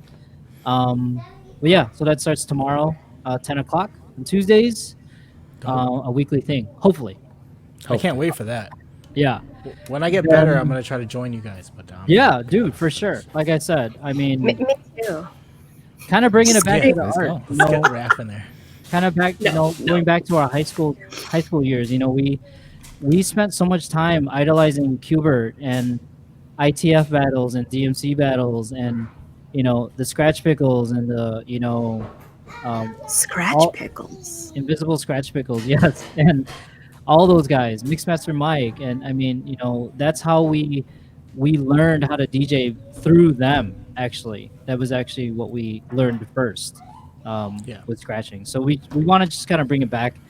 So that'll be 2 days. Showcase the technicality. You know what I mean? Like talk about it, about it scratch, talk about what we're trying, what we're learning. Other than that, I mean, like, Wednesdays. So that's Wednesday. I guess we'll just kind of. Whose channel is that on? Yeah, kind of spoiler. We got clubs. We got Wednesday. We got Chris Cut as a guest for Word Up Wednesday this week. She'll be on at 11 o'clock CST. And then on Thursday, we're actually doing one of the first times a all house on Thursday nights. We've been kind of planning this, and we're finally going to get a all house set with guests, total encore, I believe. Total encore. Yeah, I think that's right. Yeah. And then Sun by Sunday. Sun by Sunday, I have to actually another plug for Lil Berries. It'll be her birthday. She's not doing a traditional raid train, but she's making a flyer of everybody that's going to be doing something at every hour. So cool. Yeah. I somehow made it on there. Made it on there for 3 p.m. There you go. Oh wow. During a Sun by Sunday. So we're not necessarily rating everybody, but this is where she's gonna be. So if you want to, that's cool. This is very. This is where she's at. So follow her if you want to. Go to where Little Berries. She's gonna go in. Yeah, if you want to hang out with Little Berries, this is where she's going to be. Oh, I love this. And shout out to her. You know, I appreciate her having me on Fitness from Home. I was on there a couple times, and man, it's really awesome. It's a really awesome raid train. Yes. Wildcat. Okay, so I have a couple of things. So tomorrow, let me go here. So tomorrow, Tuesday, on Total Encore's stream, we are kicking off a live fantasy draft. Right. Yes. So last week we finished the boy band challenge, right? Yeah. Now we are shifting over to a new challenge, and the new challenge is going to be the Divas challenge. The Divas, right. Yes, and there's going to be 8 DJs instead of like the 4 that were involved the last time. There's going to be 8 DJs, and the 8 DJs are going to come onto Total Encore stream, and we're going to do a live draft. We're going to figure out the draft order, and then we're going to figure out the divas that the DJs want to pick. This is going to be insane. Are the DJs? I don't remember off the top. I don't know if it's a surprise. I don't think it's a surprise because it's been talked about in public. I know there's some DJs here that are going to be involved, like Volteezy is going to be involved. DJ Furious is going to be involved. DJ Showtime is going to be involved. Total Encore is going to be involved. And I can't think of the other 4 DJs. Myself will not be involved because Total Encore doesn't want me to beat him again. But that's besides the point. No, I'm just kidding. Shots fired. Actually be involved in the competition. I will actually Huge Jackman will be the referee for the Divas challenge. So not you. So not me. My friend Huge Jackman is going to be involved in there. So dope. I'm going to be involved because I have to communicate everything that's going on between the Twitch and Huge Jackman. Yeah. So that's why. So that's going to go on Tuesday. I'm not sure when I'm going to be doing Wild Wednesday. I think I'm going to do a DFH Nightcap pre-show. So stay tuned for that. Cool. Thursday, there's going to be a new raid train as well. It's going to be called it's called TIBOS, TIBOS, and it's an acronym for Taking It Back Old School. It's an old so back in 2009 my dad threw this Taking It Back Old School event, and he did a couple events after that. So a lot of old school DJs are going to be coming back. They're going to be involved in that. That's including D-Double, DJ Urge, my dad, Roger Vergara is the old school Raj. Some of these old DJs are coming back. Eddie Loco, I think, is going to be part of it as well. And I think that's going to be a weekly Thursday event. DJ 50 is going to be in there too.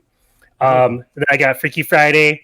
So Freaky Friday this Friday, and I think that's it. Oh, then Sunday, I'll be involved in that too with your stream.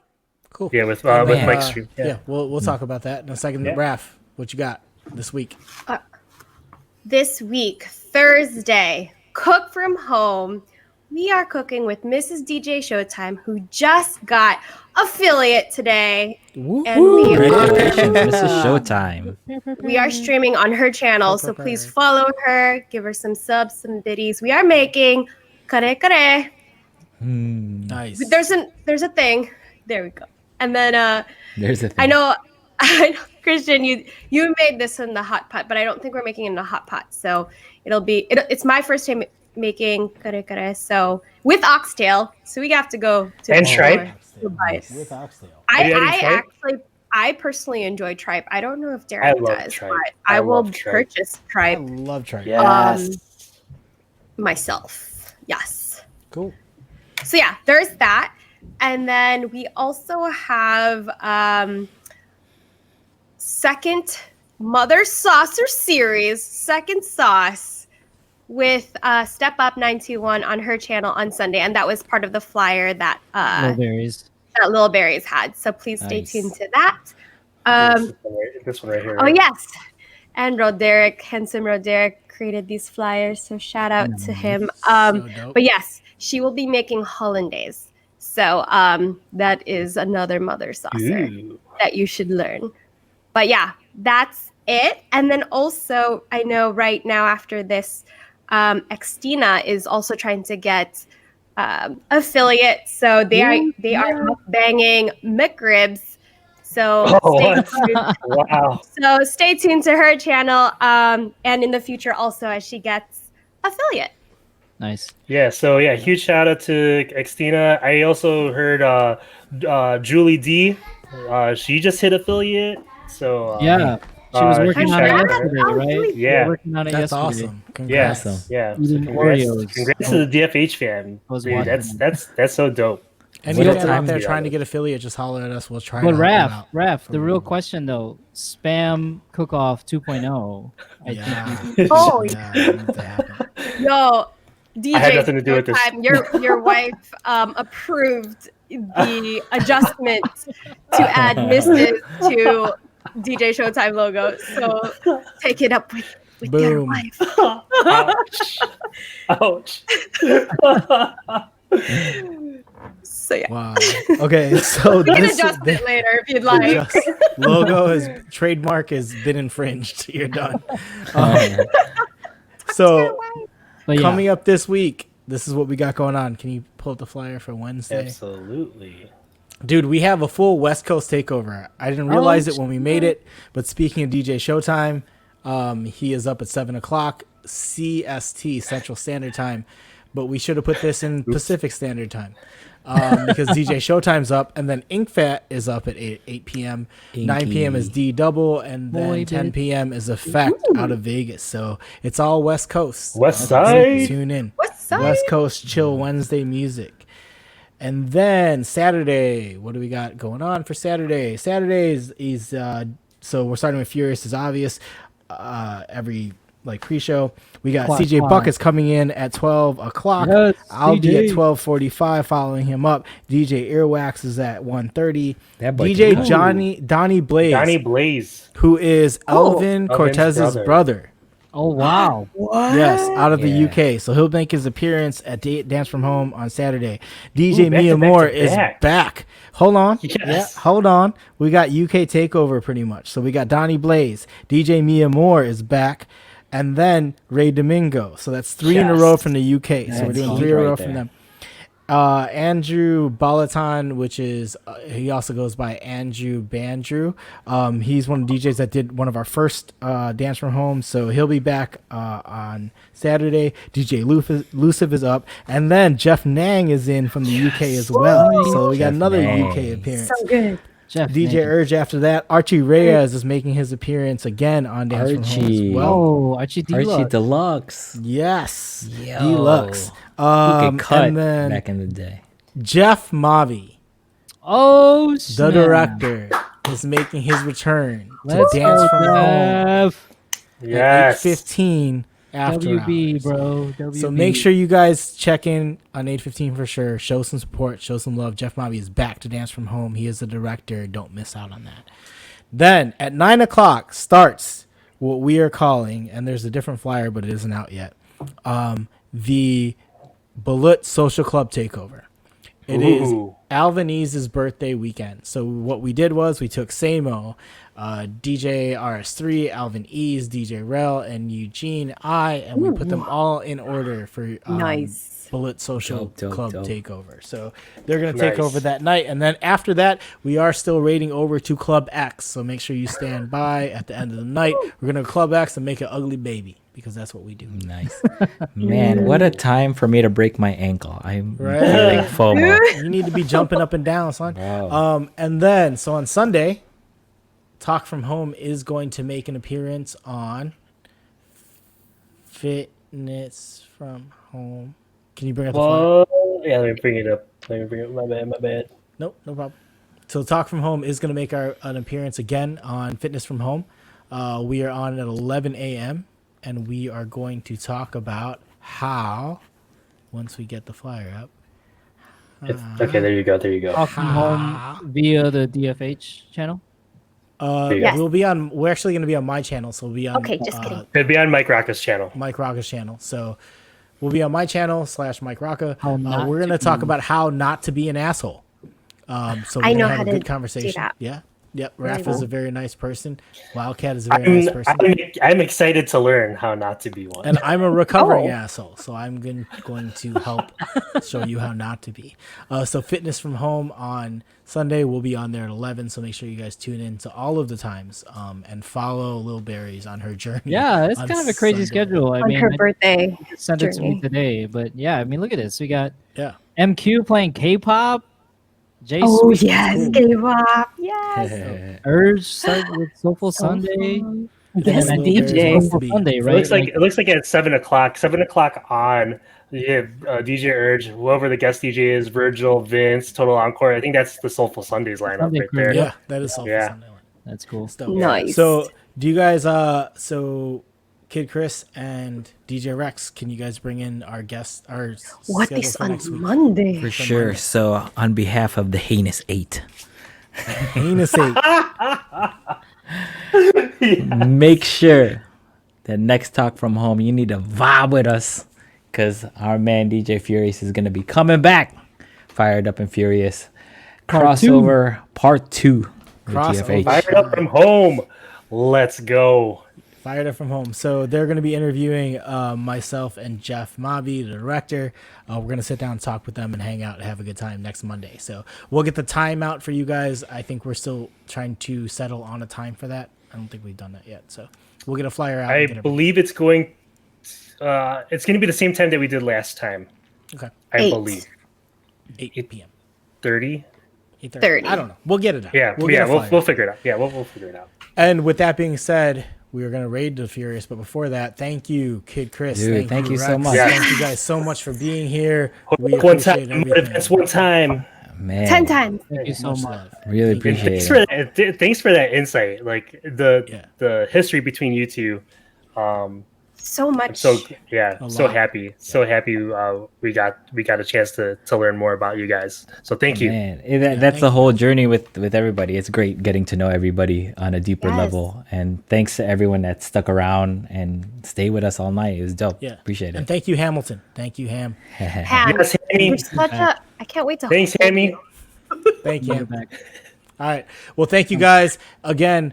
As always, have a good night. Be safe. Be cool. We'll be back next week. Not the same time, maybe not the same channel, but we're going to be here next week with Fired Up and Furious. So you guys tune in next week. Yes. Thank you for tuning in. We're going to raid over to Furious's channel, so stay for the raid. Yeah.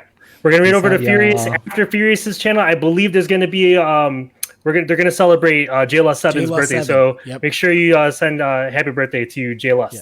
All right. Bring me over to So Furious. for the raid. Stay for the raid. Stay for the raid. Stay for the raid. Stay for the raid. Stay for the raid. Stay for the raid. Stay for the raid. Hey, hey, stay. Stay. Stay for the raid. Stay for the raid. It. Stay. Go. Stay. Stay. Now. For the raid. Stay for the raid. Let's go. Stay for the raid. All right. Stay for the Raid. raid. There we go.